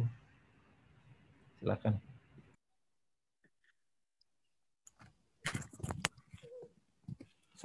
Saya izin sebentar Pak Utrek, anak rewel mau ambil susu. Ya silakan Pak. Pak Rahmat tolong digantikan ya Pak Rahmat ya. Iya siap Pak, siap. Oke, Pak Udre, ini mungkin sambil menunggu yang yang lain Pak ya. Mungkin ada satu Pak dari saya secara pribadi. Ketika kita bicara terkait dengan pembuatan alat ya Pak untuk untuk membangun sistem peringatan dini maupun nanti untuk untuk berbagai jenis bencana itu kami mungkin masih agak sedikit kebingungan terkait dengan proses kalibrasi Pak. Gitu. Nah itu kira-kira ada gambaran nggak Pak kalau misalnya kami ingin melakukan kalibrasi itu di mana dan lain sebagainya Pak? Baik, sebenarnya kalau itu justru saya lihat ya itu yang malah menarik tuh Pak Rahmat. Kenapa nggak kita coba untuk bikin sistem kalibrasi gitu. Jadi kan kayak Pak Rahmat kerjakan kemarin itu kan sebenarnya banyak sekali kalibrasinya tuh Mak. Karena beberapa data itu bisa kita persandingkan gitu. Misalnya sekarang kita mengukur tinggi muka air sungai. Tinggi muka air sungainya kita bisa pergunakan 3 sensornya sekarang. Ada sensor yang pakai sonar, ada sensor yang pakai tekanan, ada sensor yang kita pergunakan pakai pelampung gitu misalnya. 3 itu bisa kita pergunakan untuk dan lalu ada satu lagi yang kalau biasa saya pergunakan yang kayak tadi itu pakai CCTV, yang CCTV-nya sudah mengarah kepada meteran yang ada itu. Nah, sehingga itu korelasinya, lihat tingkat akurasinya bisa kita perbandingkan. Data yang pasut itu kan biasanya 3-3-nya dipasang tuh alatnya. Nah, iya, 3-3-nya plus CCTV coba kita bayangkan. Itu langsung bisa kita lihat mana dari 3 sensor itu yang memang paling ideal hasilnya gitu. Misalnya kalau sensor sonar yang biasa kita pakai itu kan kalau dia nggak ada yang sensornya tidak ditambahkan dengan suhu. Padahal itu karena dia pakai sonar berubah sebenarnya nilainya kalau kondisinya lebih suhunya berbeda gitu. Tapi karena memang kita coba bisa memasangkan 3 itu kita bisa mesandingkan data yang ada sehingga itu udah proses kalibrasi tersendiri gitu. Itu salah satu contoh yang menurut saya cukup bagus. Lembaga yang buat ke sensor gini menurut saya keren loh kalau kita mau mulai tuh beberapa metodologi buat bikin sensor. Kemarin misalnya saya melihat beberapa yang terkait dengan COVID ya di labnya Pak Rahmat kemarin kan itu bagus sekali tuh untuk mengukur buat mengukur apakah levelnya itu misalnya nih yang saya pakai ini kan udah N95 ya. N95. Nah, itu kan bisa diukur ya di tempatnya Pak Rahmat kemarin itu dibandingkan dengan masker yang lain. Itu menurut saya banyak sekali loh yang sifatnya lebih kepada untuk teknologi buat mengkalibrasi itu yang kita harusnya bisa kuasai. Jadi kayak badan meteorologi ya kan yang gitu-gitu doang. Kalau misalnya, maksudnya kalau yang udah spesifik gini kan kita susah nyarinya. Betul sekali, Pak. Ayo Pak Rahmat dikembangkan, Pak. Siap. Oke, insya Allah Pak nanti secara bertahap begini. Terus ini Pak, saya juga ini Pak, sempat mendengar Pak informasi bahwasanya kalau tidak salah kalau dulu BPPT itu punya apa namanya semacam apa itu simulator untuk ini Pak, untuk gelombang air seperti itu Pak, apakah betul atau tidak ya? Ya ada Pak. Jadi sebenarnya kan hampir seluruh alat yang kita bangun itu kan ada proses pemodelannya. Iya betul. Kalau kita lihat ya, kita bikin tsunami buoy nih contohnya. Itu benar-benar saya nggak kebayang susahnya itu kayak gitu. Jadi kita membuat desainnya terlebih dahulu. Dari desain yang ada itu kita nggak tahu tuh desain sebenarnya kalau dicemplungin ke air itu benar apa enggak gitu kan. Dia ngapung apa enggak, kalau ngapung setinggi mana bagian yang mengapung. Di dalamnya tidak itu kan kita pakai alat yang sekarang itu bahannya itu kayak dari sendal. Kenapa kita buatnya dari bahan yang seperti itu? Kalau ditabrak sama kapal itu dia nggak sama sekali nggak ada masalah, nggak rusak. Jadi nggak ada cerita bocor karena memang nggak ada ruang kosongnya di dalam. Tapi dia harus bisa menampung baterai yang berat sekali karena di dalamnya itu ada baterai Pak, banyak sekali di dalam itu baterainya. Sehingga penggabungan antara ada ruang kosongnya, bahan dari yang saya bilang tadi seperti karet itu, sama besi jelas tentunya yang kerangkanya yang ada di dalam yang diselimuti oleh si karet itu. Itu setelah kita coba desain dengan perkiraan-perkiraan, lalu kita buatkan pemodelan secara simulasi. Jadi ada maksudnya ada teori-teori matematis yang kita pergunakan untuk mensimulasikan ini dengan gelombang yang juga kita simulasikan.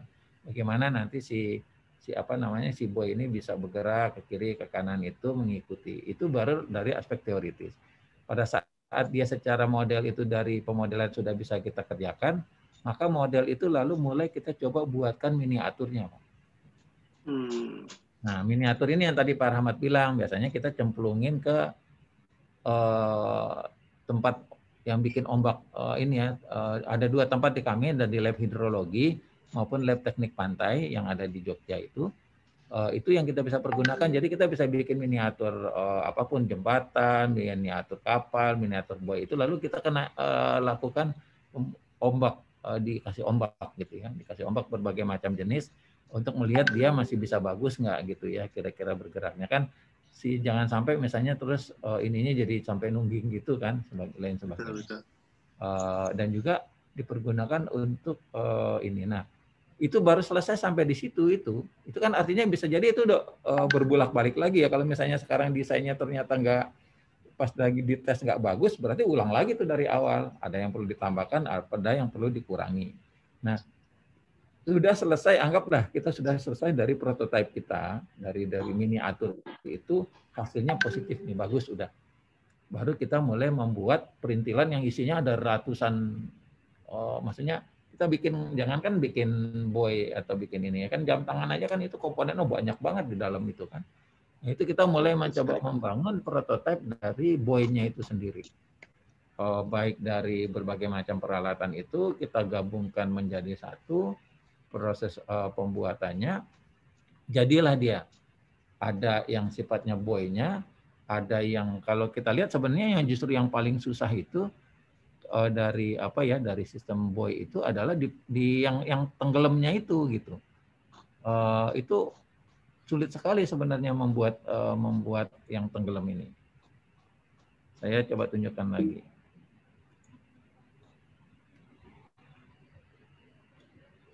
Saya ada yang kalau kita soalnya diskusi apa namanya, kok mati ya? Diskusi tsunami buoy aja kalau mau teknis itu bisa lebih lama daripada saya paparan yang sekarang ini gitu. Ini yang membuat ini susahnya setengah mati ya. Ini alat ini dia kan informasinya terhubungin sama pakai akustik tuh. Jadi kita harus ini dicemplunginnya itu dicemplungin kayak nyemplungin batu aja gitu. Jadi bukannya diturunin sampai ke bawah, enggak. Dia harus kita hitung bahwa si alat ini bisa diturunkan, dia enggak rusak dan dia bisa berdiri. Bisa enggak dibayangin tuh gimana susahnya kita bisa nyemplungin itu gerak jatuh bebas gitu ya. Jadi diplong gitu memang dilepas begitu aja. Ini ada kabel, ada talinya yang nyambung ke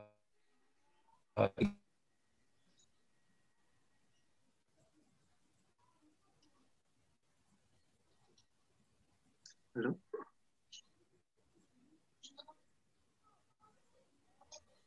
Ke bawah. Udah, punten. Implementasinya.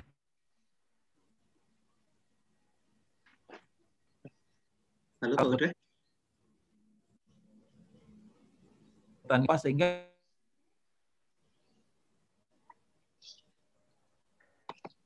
ini Bang, ya. Tampaknya barusan putus-putus Pak suaranya.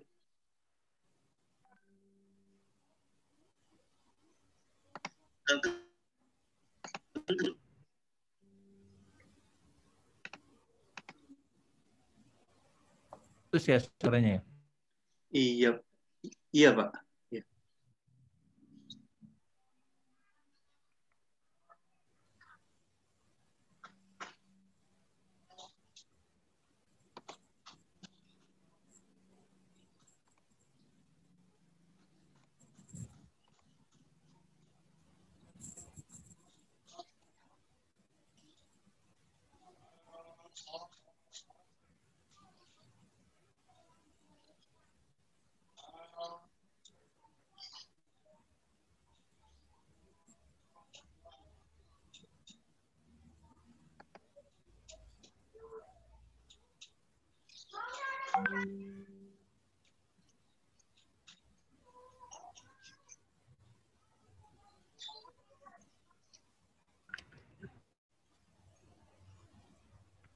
Halo Pak.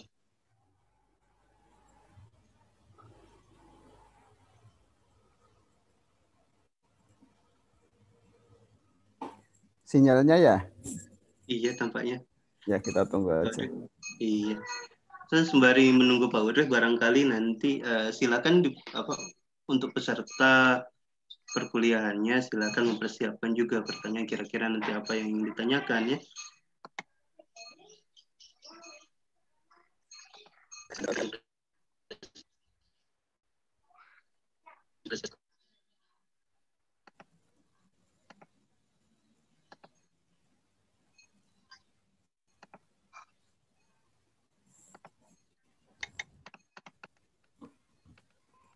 Silahkan ya, ini mumpung ada Pak Udrek ya, beliau kan BNPB ya. Jadi pas kalau tanya tentang masalah-masalah penanggulangan bencana ini.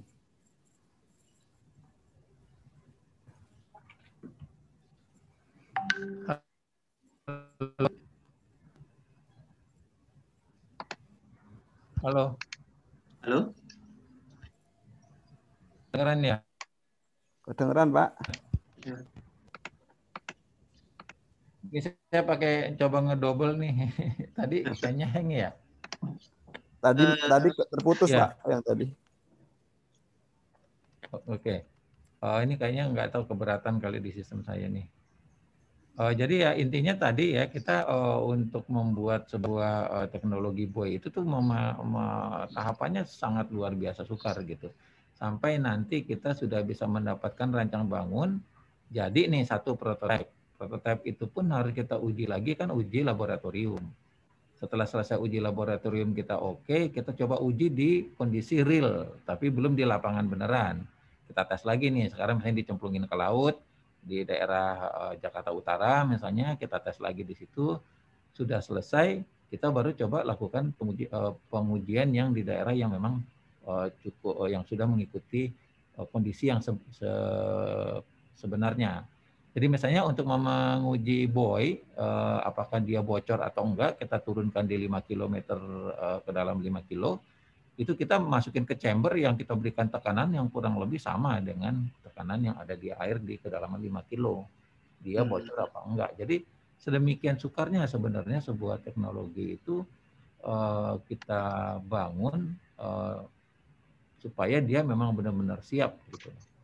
Itu yang mungkin ingin saya sampaikan dari penjelasan saya tadi.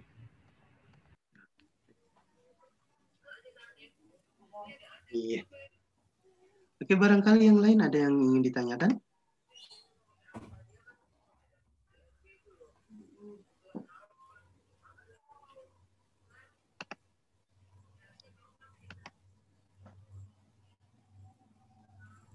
Saya mau izin bertanya ya, Pak.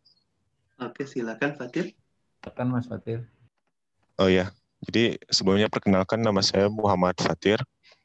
Saya ingin bertanya terkait tadi untuk yang sensor gempa menggunakan fiber optik, itu untuk sensornya sendiri sebenarnya ditumpangkan di fiber optik yang sudah ada untuk telekomunikasi atau gimana Pak? Bikin baru lagi atau gimana sih Pak?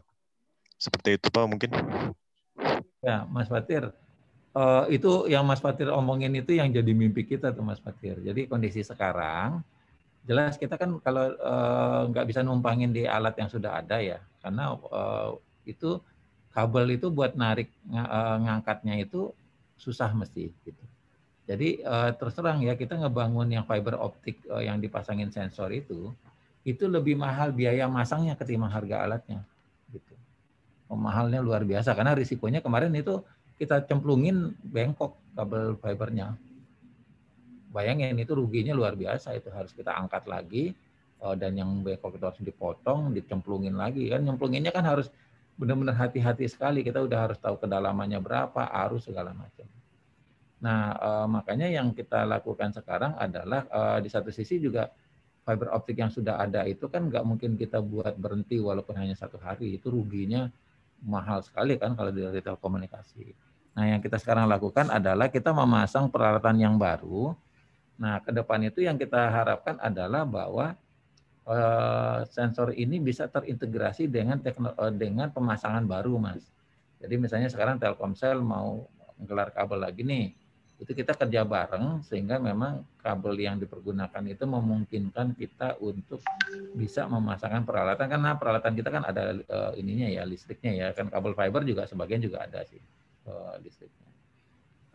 Lalu kita berikan subsidi kepada lembaga swasta itu agar dia misalnya nih kalau yang kita lagi bangun di tahun depan misalnya kita pasangin nih misalnya daerah mana yang mau disambungkan, kita kemarin itu pengen coba pasangkan Kalimantan sama Sulawesi, maka kita pasangkan karena kan data yang kita pakai itu kecil sebenarnya kan ya, sensornya cuma beberapa, padahal fiber optiknya kan punya kemampuan sangat besar kan. Nah makanya sekarang kita pasangkan dulu, lalu kita linkkan dengan swasta. Siapa nih swasta yang bisa mau pakai fiber kita? Diharapkan mereka mau memaintain, mereka mendapatkan keuntungan tanpa perlu masang fiber, tapi jadinya terkelola dengan baik gitu. Jadi ke depan itu harapannya demikian. Kita pasang itu memang nitip dengan perencanaan palaparing misalnya ke depan itu, sehingga fungsinya bisa double. Kalau enggak kan sayang ya, kita biayanya mahal sekali kan masang kabel itu kalau cuma dipakai untuk tsunami aja gitu.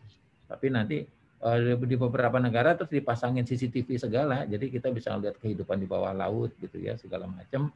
Core-nya di kan ada sekian banyak ya, jadi yang kita pakai itu paling cuma butuh 1 yang buat kebutuhan kita, sisanya silakan dipakai untuk sambungan internet segala macam oleh swasta. Itu memang harapan kedepannya Mas. Ini sedang masih dalam namanya itu istilahnya smart cable gitu. Jadi kabel yang udah dibuat pinter, bisa naruh sensor berbagai macam, tapi fungsi untuk komunikasinya juga nggak terganggu. Karena dapat duitnya kan yang dari komunikasinya sebenarnya. Demikian.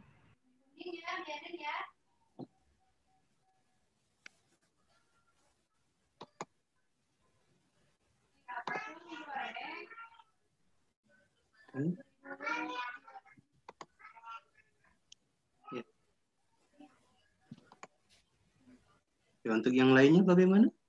Atau barangkali dari Fatir ada yang ingin disampaikan kembali?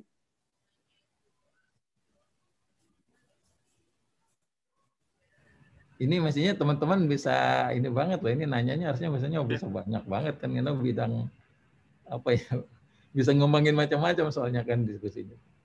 Betul, betul sekali Pak.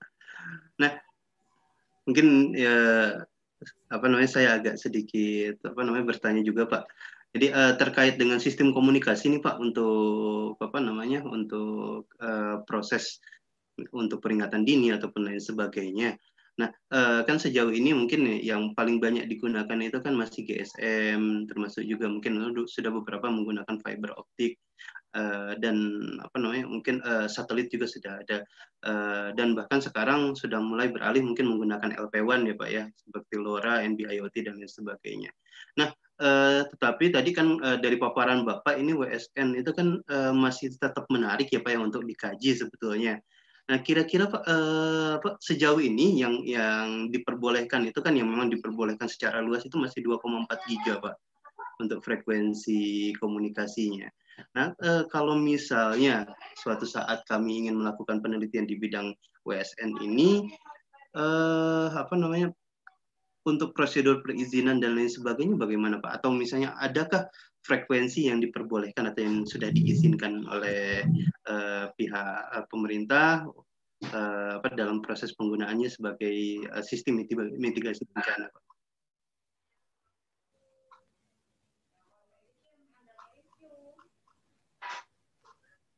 Yang lagi nih kayaknya ya. Halo Pak? Saya pakai yang satu lagi nih, kedengaran nggak? Iya, kedengaran Pak. Kedengaran. Ini saya matikan, yang satu suaranya pakai yang handphone. Oh iya, baik Pak. Ya, mohon maaf Pak. Jadi terkait dengan yang tadi, sebetulnya terkait dengan sistem komunikasi Pak. Mungkin saya ulangi saja. Ya kan mungkin untuk sistem peringatan dini banyaknya yang menggunakan GSM, satelit dan fiber optik sudah ada ya Pak ya.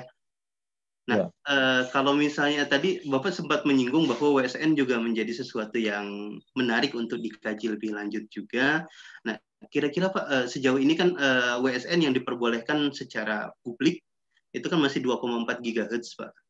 Dan ada beberapa, tetapi yang betul-betul diperbolehkan itu rasanya masih 2,4 GHz. Nah, kira-kira nanti apakah ada frekuensi lain yang bisa digunakan khususnya dalam proses mitigasi bencana, Pak?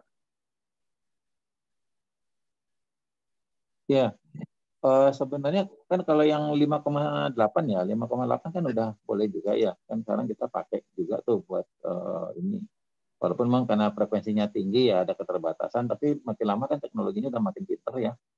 Terus ada kemungkinan nanti yang 900 pun yang saya tahu itu ada kemungkinan yang analognya bisa kita pakai ya, nggak salah itu nanti ke depan yang saya tahu. Jadi pada saat sudah ada migrasi kita masih ada beberapa window yang masih kita bisa pakai untuk kebutuhan PSN, karena yang satu yang sering kita pakai juga di 915, 925 itu kan ya buat PSN. Yang satu lagi yang 868, yang 868 ini menurut saya juga ke depan kayaknya memungkinkan untuk dipakai di secara regulasi, dan yang di 300 yang kalau nggak salah juga mau di ini ya, kalau nggak salah udah ada frekuensi yang sudah diinikan buat khusus bencana. Ke depan kayaknya masih bisa kita makin besar peluang kita untuk bisa memanfaatkan untuk WSN. Nah, cuman buat saya sebenarnya kalau kita misalnya bisa memanfaatkan yang 2,4 aja, atau kalau lebih bagus kalau misalnya pakai yang ini ya, karena kan kalau nggak salah yang lain pun bisa kita pakai selama frekuensi powernya itu ada di bawah berapa gitu ya, yang kita pakai. Nah, karena harganya juga cukup murah, saya kemarin bikin yang yang banjir, untuk banjir itu, walaupun setiap 300 ada repeaternya, tapi itu menurut saya ya, 300 ada repeaternya dan sifatnya bukan star, jadi mesh, itu bagus. Dia bisa kalau dia nggak dapat ke satu titik, dia nggak nyambung, dia nyambung ke titik yang lain. Itu menurut saya tetap challenging dan menarik banget gitu untuk bisa kita lakukan.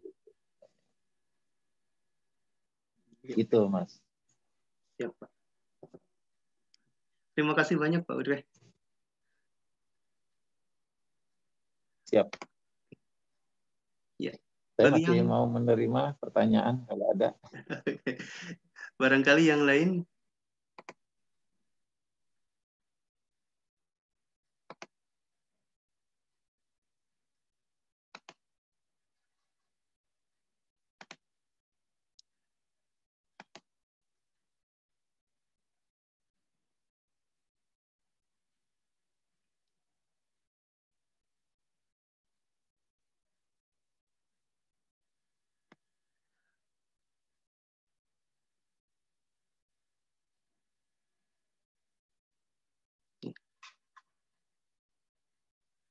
Ayo.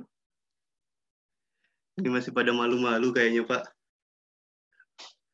Baik, Pak. Saya ngikut aja. Kalau udahan, ya ayo udahan.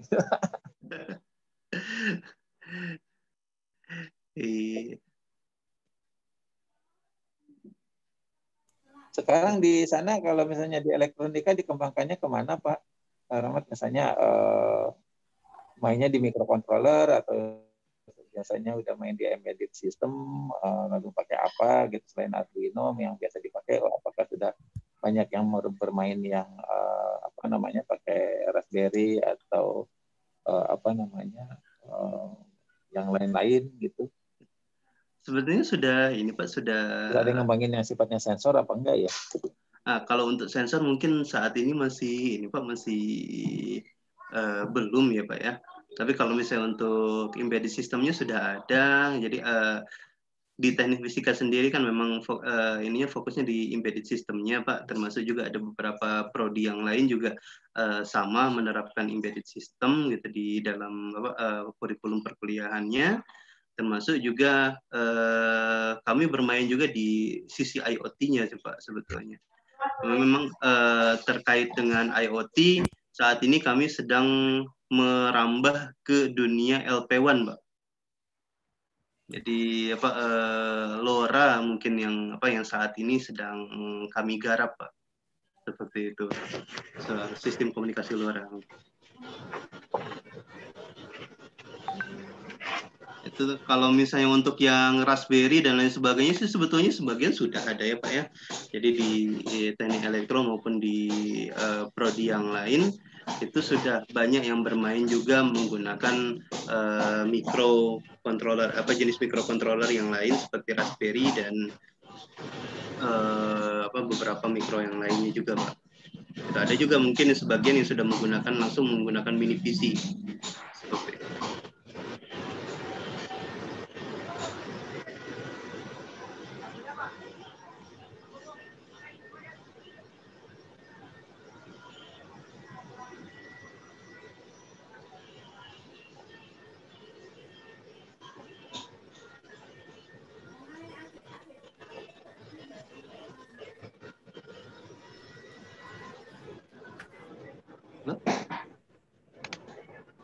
Halo.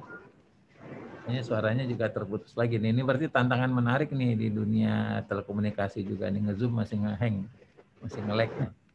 Ini ya ini hambatan ini Pak kalau kelas online. Iya. Betul, betul. Ini internetnya ini.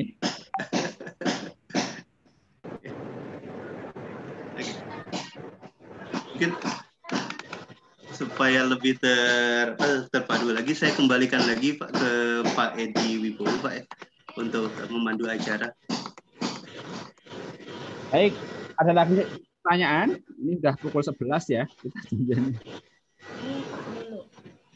Lulu silahkan. Ya, sebelumnya saya ingin bertanya kepada Bapak Udrek. Ya. Sebelumnya saya ingin mau bertanya, kan tadi sebelumnya bencananya tuh ada longsor, kemudian juga ada tentang banjir, kemudian tsunami. Nah, untuk Gunung Merapi sendiri, itu sistem informasinya seperti apa ya Pak? Maksudnya sejauh ini mitigasi bencananya seperti apa sejauh sekarang? Terus yang kedua, kendala apa yang masih dirasakan oleh BNPB terkait Gunung Merapi itu sendiri? Terima kasih Pak.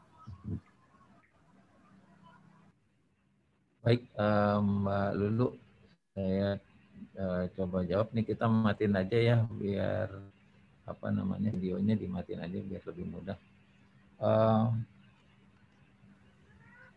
Sebenarnya masalah paling mendasar di kita kalau menurut saya kebanyakan beli sih ya, karena apa namanya kalau udah beli itu karena peralatan-peralatan bencana kan rata-rata bukan yang kita bisa beli di pasar. Kayak kita beli laptop, kayak handphone ya. Jadi mesennya kalau rusak pun mesennya susah payah gitu, banyak yang harus kita pesen itu baru dia buatkan.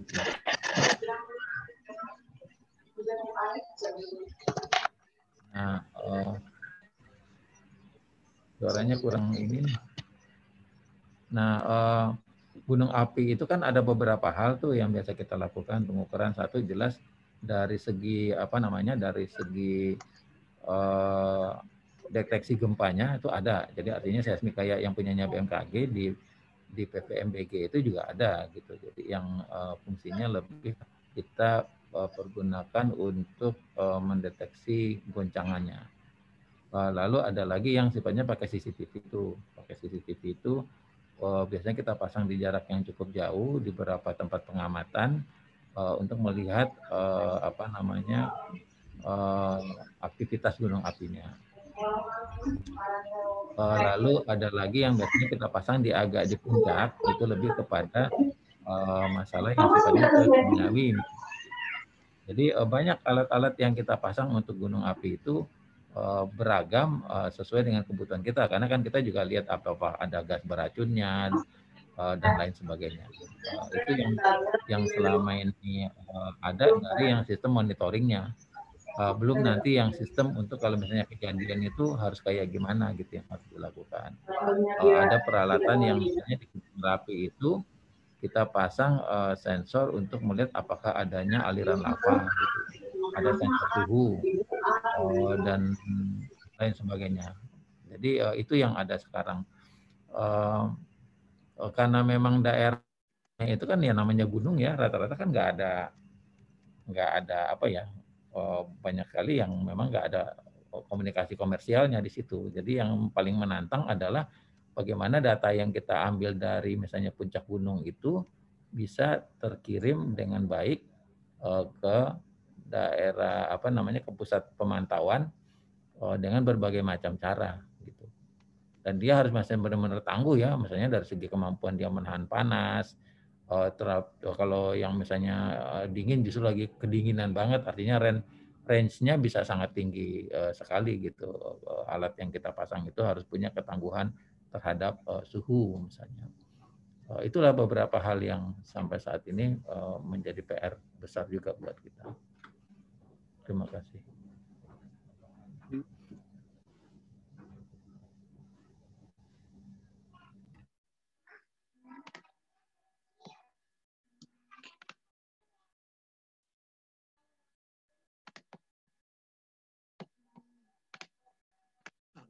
Terima kasih Pak Ude. Barangkali yang lain?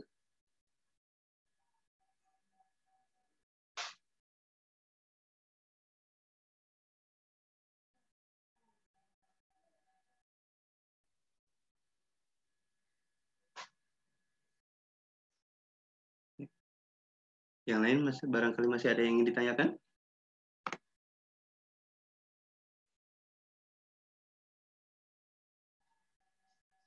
Acaranya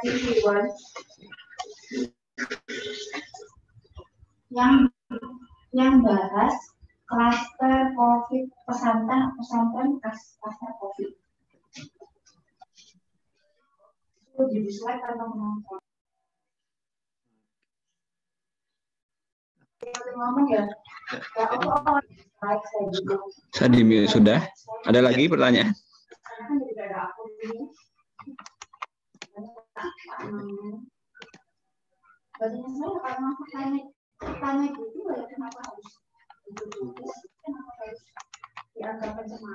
Baik. Saya dengar suaranya Rahmat, Pak Rahmat. Ya, terdengar Pak. Terdengar. Suaranya kadang.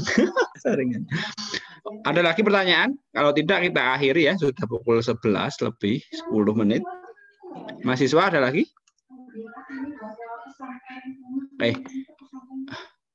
Nggak ada? Ya, tidak. Oke. Oke. Baik, sesi tanya jawab kita akhiri ya. Pak Udrek, beliau ini. Masih ada, Pak. Ya. Oke, Pak. Kita sudahi sesi pertanyaan, Pak. Oke, terima kasih Pak Udrek telah ini ya berkenan mengisi kuliah hari ini. Mohon berkenan Pak memberikan closing statement, Pak. Baik. Bisa didengar suara saya, Pak? Bisa, Pak. Bisa. Oke, siap. Saya mengucapkan terima kasih yang sebesar-besarnya kepada Pak Edi, Pak Rahmat yang telah mengundang saya, dan juga senang sekali bisa bertemu dan dengan teman-teman dari para mahasiswa-mahasiswi. Saya itu bukan orang elektro ya yang jelas. Saya akhirnya belajar nyolder itu pas waktu saya jadi penanggung jawab tsunami early warning system. Artinya saya itu jadi apa ya, berada di posisi yang paling tinggi, tapi mengerti itu nyolder itu gimana. Gitu. Di tsunami early warning system itu saya jadinya akhirnya belajar melihat bagaimana orang ngelas, bagaimana orang motong bahan-bahan yang ada, dan sampai pas lagi bikin baterai itu yang disambung-sambung sampai berapa kilometer itu, berapa kilogram itu beratnya. Mencoba memahami berbagai macam hal yang di luar bidang kemampuan saya sebenarnya. Saya jadi kepala yang nggak ngerti elektro gitu ya. Elektro karena saya orang fisika ngertinya elektro teoritis gitu kan. Tapi saya nggak pernah bersentuhan sebenarnya dengan ilmu bahan misalnya. Karena yang namanya waktu saya mencoba diskusi terkait dengan kita mau nyemplungin buoy itu diskusi untuk urusan bahannya aja setengah mati susah. Karena ternyata walaupun ada bahan yang tahan terhadap air laut ya, korosi, tapi kalau kita salah memperlakukannya, misalnya kalau alatnya tahan nih, tapi kita misalnya ngelasnya sampai suhu yang terlalu tinggi, ternyata rusak itu bahan untuk korosinya. Sehingga kalau misalnya sekarang buoy itu kan dia akan ditarik-tarik ya, itu akibatnya menjadi umurnya sangat pendek, mungkin udah karatan dan nggak bisa dipakai lagi. Padahal dia kan kita butuhkan untuk berada dalam kondisi yang sangat bagus. Itu pengalaman yang sangat mengesankan ke saya untuk bisa menghargai betapa susahnya sih orang bikin board buat yang elektronik itu, bagaimana diukur segala macamnya, kadang-kadang udah dibuat salah gitu ya. Udah jadi ternyata memang udah bagus, tapi ternyata nggak tahan lama, itu bongkar muatnya luar biasa sekali. Nggak semudah yang kita bayangkan. Sudah bagus dari level laboratorium, pas dicemplungin ke dunia real masih nggak perform juga. Gitu ya. Jadi kita bisa bayangkan bahwa ya kalau kita lihat kemarin misalnya Galaxy S7 ya, yang akhirnya ditarik lagi ke peredaran, padahal itu sudah melewati sekian banyak proses yang panjang tuh untuk jadi peralatan seperti itu. Ini menjadi sebuah gairah misalnya kalau teman-teman yang generasi muda ini, bahwa bidang yang sekarang sudah teman-teman pilih itu adalah bidang yang sangat menarik, menantang, dan yang lebih mengesankan itu adalah ini bidang yang sifatnya sangat bidang kreatif. Teman-teman berkreasi, memanfaatkan kemampuan teman-teman untuk membuat sesuatu. Itu enggak semua perguruan, semua jurusan melakukan itu. Itu harus bisa jadi sebuah motivasi kita dan menjadi sebuah keunggulan personal kita kalau misalnya kita mampu mengerjakan. Nah, yang kedua adalah ini bidang ngoprek. Teman-teman itu kalau nggak doyan ngoprek, orang IT-nya kayak, orang elektronya kayak, nggak jadi apa-apa gitu. Kayak sekarang itu banyak orang yang sekolahnya di IT, tapi nggak bisa coding. Dia cuma ngertinya dan gitu. Itu nggak banyak bukannya tidak dibutuhkan, tapi kita nggak menggenggam kita dengan baik. Maka saya sarankan kepada teman-teman, nikmatilah pekerjaan itu, pengetahuan itu, dan yang sampai teman-teman tuh bisa nyemplung itu lupa waktu, itu ciri khasnya. Kalau udah sampai nyemplung teman-teman lupa waktu, teman-teman jadi. Kalau teman-teman nggak sampai nyemplung, nggak lupa waktu, itu masih berarti belum jadi. Jadi masih terdorong karena terpaksa. Tapi kalau udah nikmat itu, tidur juga bisa jadi nggak nyenyak nih. Kenapa ya nih alat nggak jalan-jalan ya gitu. Wah, tuh tidurnya aja mimpinya masih mimpi nyolder itu kalau udah kayak gitu. Semua orang bisa melakukan itu dan berupayalah untuk bisa memanfaatkan waktu yang sebaik-baiknya untuk punya mimpi yang memang nggak dibatasin oleh apa-apa. Gitu. Masa depan kita itu ditentukan oleh bagaimana kita memanfaatkannya dengan sebaik-baiknya dan rasa lelah itu akan hilang kalau kita udah menikmati pekerjaan itu. Jadi nggak ada lagi capek gitu ya. Karena kalau misalnya orang doyan main game itu bisa dari pagi sampai pagi lagi ngerjain main game gitu. Dan itu sebenarnya sama aja kalau teman-teman nikmatin nyolder, misalnya nikmatin coding, nikmatin mempelajari sesuatu, maka waktu itu tidak lagi menjadi batasan karena kita sudah larut di dalamnya untuk bisa menjadi sesuatu yang memang kita jago banget di situ. Jadi semangatnya intinya jangan nanggung-nanggung. Kalau istilahnya saya itu play hard, work hard. Kalau mau main senang-senang, serius senang-senangnya, work-nya juga senang-senang. Jadi bekerja keras itu adalah sebuah kesenangan gitu. Itu yang mungkin bisa saya sampaikan. Saya tuh orang yang selalu kepengen jadi muda lagi seperti adik-adik karena saya merasa kalau buat orang lain saya udah canggih banget, tapi buat saya kurang memanfaatkan waktu muda saya sebaik-baiknya sehingga saya levelnya cuma sampai segini gitu. Padahal itu dipupuknya juga nggak gampang kan. Saya mau memupuknya itu kemampuan itu juga sangat sangat lama. Saya sekolah di perguruan tinggi itu kalau adik-adik sekarang umurnya mungkin hampir 20, saya dari S1 saya karena 2 sama S2, S3 itu 20 tahun saya cuma duduk di kursi perguruan tinggi aja. Moga-moga ini memotivasi adik-adik semua. Terima kasih. Assalamualaikum warahmatullahi wabarakatuh. Warahmatullahi wabarakatuh. Terima kasih Pak Utrek ya, sangat inspiratif ya. Pesan beliau bahwa memang selagi muda itu manfaatkan kesempatan ya. Jadi jangan sampai nanti menyesal dulu kok saya nggak serius gitu ya. Sehingga capaian saya hanya segini saja. Ya, jadi kesempatan Anda masih mid time-nya masih banyak gitu ya. Tadi clue-nya adalah ya dinikmati ya. Kalau orang itu hobi nge-game itu nge-game atau nonton bola sampai larut malam itu ya nggak masalah gitu ya. Begitu juga dalam belajar ya harus ngoprek ya. Jangan sampai orang elektro, orang teknik fisika tidak bisa ngoprek dan nggak bisa. Jangan sampai orang IF nggak bisa coding dan seterusnya.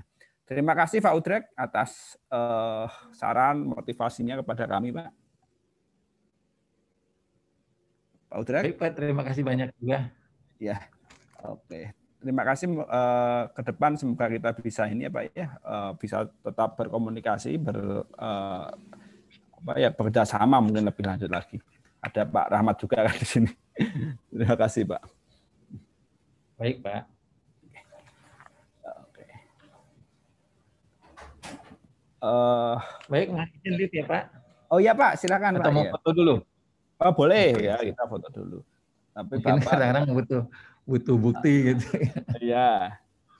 Bapak sebentar Pak Utrek. Ayo kita teman-teman kita ini ya. Ya. Kita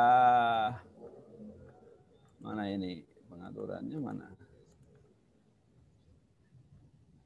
Oh, bisa saya fotokan kalau mau nanti saya kirim ke Pak Rahmat.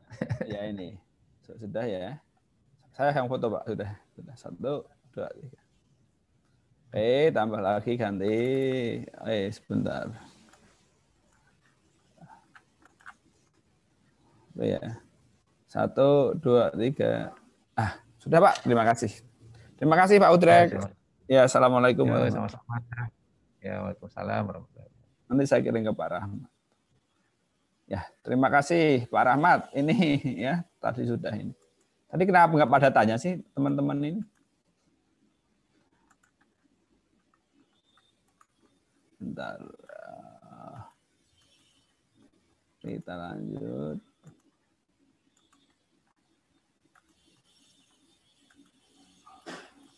Pak Rahmat masih? Masih Pak, masih. Ternyata di mute ya. Iya. Baik. Ini kenapa saya tampilannya munculnya?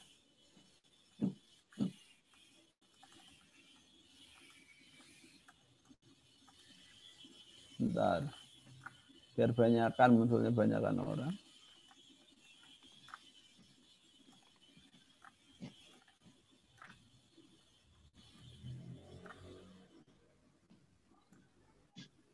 Ya. Oke, ini sudah.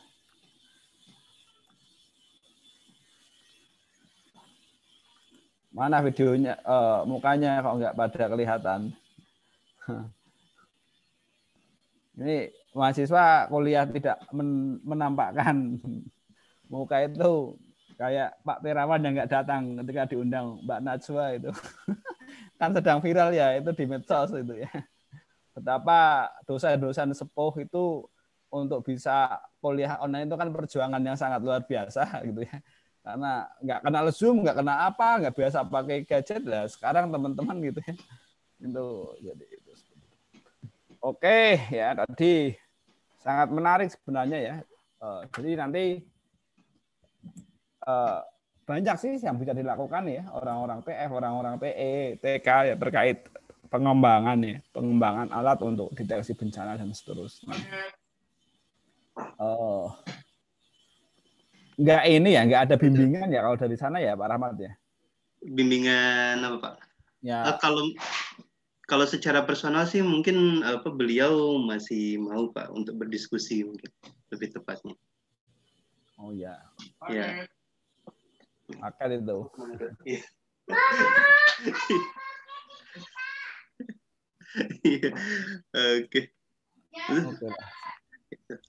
Oke itu ya. Ya, kalau misalnya ini sih sebetulnya Pak kemarin memang sempat ada beberapa dulu waktu di PPPT sih masih ada yang kerja praktek di sana Pak, gitu. Ada kegiatan yang memang langsung dikondisikan di PPPT-nya. Cuma saya baru tahu juga pas kemarin bahwa beliau sudah menjadi Direktur Penanggulangan atau Sistem Penanggulangan Bencana BNPB gitu. Jadi memang untuk kegiatan di BNPB-nya sendiri saya belum banyak mengetahui Pak. Gitu. Cuma kalau misalnya beliau sih asik orangnya, kalau misalnya diajak berdiskusi senang, memang senang berdiskusi juga. Bahkan terakhir itu yang saya dapat informasinya beliau juga punya perusahaan startup di bidang embedded system juga Pak. Gitu. Jadi bahkan tadi juga sebetulnya kalau misalnya memang ada yang ingin bertanya lebih lanjut terkait dengan hal teknis, beliau ini sangat menguasai di bidang itu juga sih sebetulnya. Karena kemarin kan di BPT tugasnya sebelumnya di BPPT dan memang sifatnya lebih ke penerapan dan pengkajian teknologi. Betul. Ini kenapa tadi nggak pada nanya sih? Nggak dengerin dah pas sedang disampaikan materinya. Iya. Atau udah tanyain orang Pak. Hah? Pertanyaannya udah disampaikan orang Pak. Iya, harusnya kan banyak hal yang bisa di ini. Iya. Oke dah. Oke, minggu depan tanggal berapa ya? Tanggal 12. Tanggal 12 materi kita tentang personal branding gitu ya. Bagaimana cara Anda itu membangun diri Anda sehingga nanti ketika lulus Anda sudah punya apa sih yang akan Anda jual gitu ya.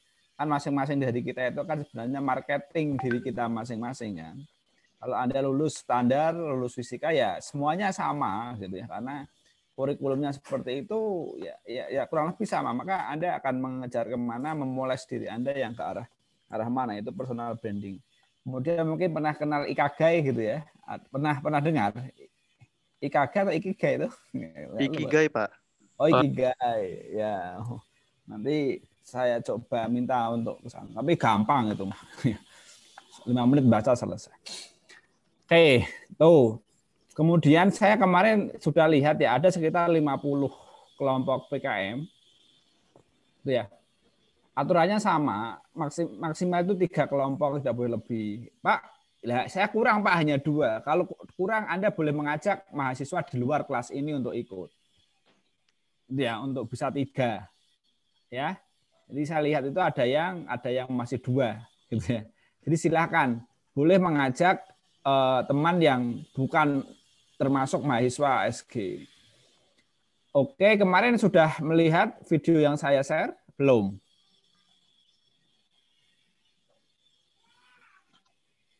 Enggak ya? Enggak dilihat? Enggak, coba saya mau share. Oh, sudah. Gimana? Yang udah lihat apa simpulannya? Kalau enggak saya share aja lah ya. Kok gini?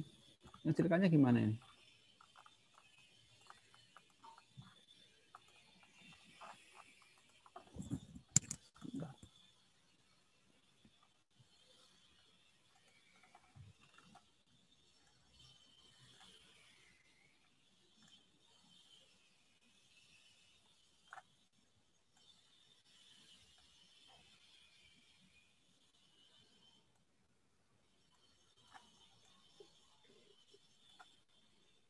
Gimana?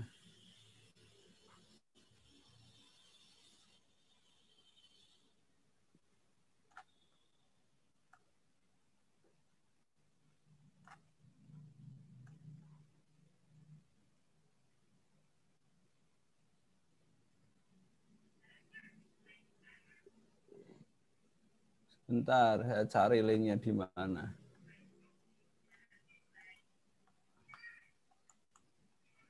Kelihatan nggak yang saya share? Kelihatan? Kelihatan, Pak. Ya. Baik dan buruknya kondisi tubuh seseorang tergantung dari apa yang kita konsumsi tiap harinya. Tetapi, terkadang kita lupa satu hal, bahwa selain makanan yang sehat, kita juga harus memperhatikan tempat atau wadah yang kita gunakan untuk membungkus makanan tersebut. Dan beberapa rumah makan atau restoran siap saji, bahkan pedagang kaki lima sekalipun, sering menggunakan styrofoam untuk wadah makanan. Kenapa styrofoam? Karena styrofoam memiliki banyak keunggulan sebagai pembungkus makanan, yaitu murah, kuat, tidak mudah bocor, ringan, dan praktis. Namun, tahukah kamu, di balik semua keunggulannya tersebut, tersimpan bahaya bagi lingkungan dan kesehatan tubuh. Bila ditinjau dari susunan kimianya, styrofoam termasuk ke dalam jenis plastik dengan kandungan polistirena. Selain itu, styrofoam memiliki kandungan monomer, antara lain stirena, benzena, dan formalin yang diketahui dapat memberi dampak negatif bagi kesehatan tubuh. Tidak hanya membahayakan kesehatan, styrofoam juga berperan dalam menyebabkan global warming karena styrofoam memakai senyawa hidrofluorokarbon. Senyawa tersebut dapat merusak lapisan ozon, sehingga terjadi kenaikan suhu dan mengakibatkan global warming dan berujung pada pencemaran lingkungan. Untuk mencegah terjadinya penyakit dan kerusakan lingkungan yang lebih besar akibat styrofoam, diperlukan produk alternatif yang bisa mengurangi dan menggantikan styrofoam sebagai wadah makanan, serta aman untuk kesehatan dan ramah lingkungan. Karena masalah ini, Balai Besar Penelitian dan Pengembangan Pasca Panen Pertanian membuat inovasi dan berhasil membuat styrofoam yang ramah lingkungan dan aman bagi kesehatan yang disebut sebagai biofoam. Akan tetapi, penemuan tersebut masih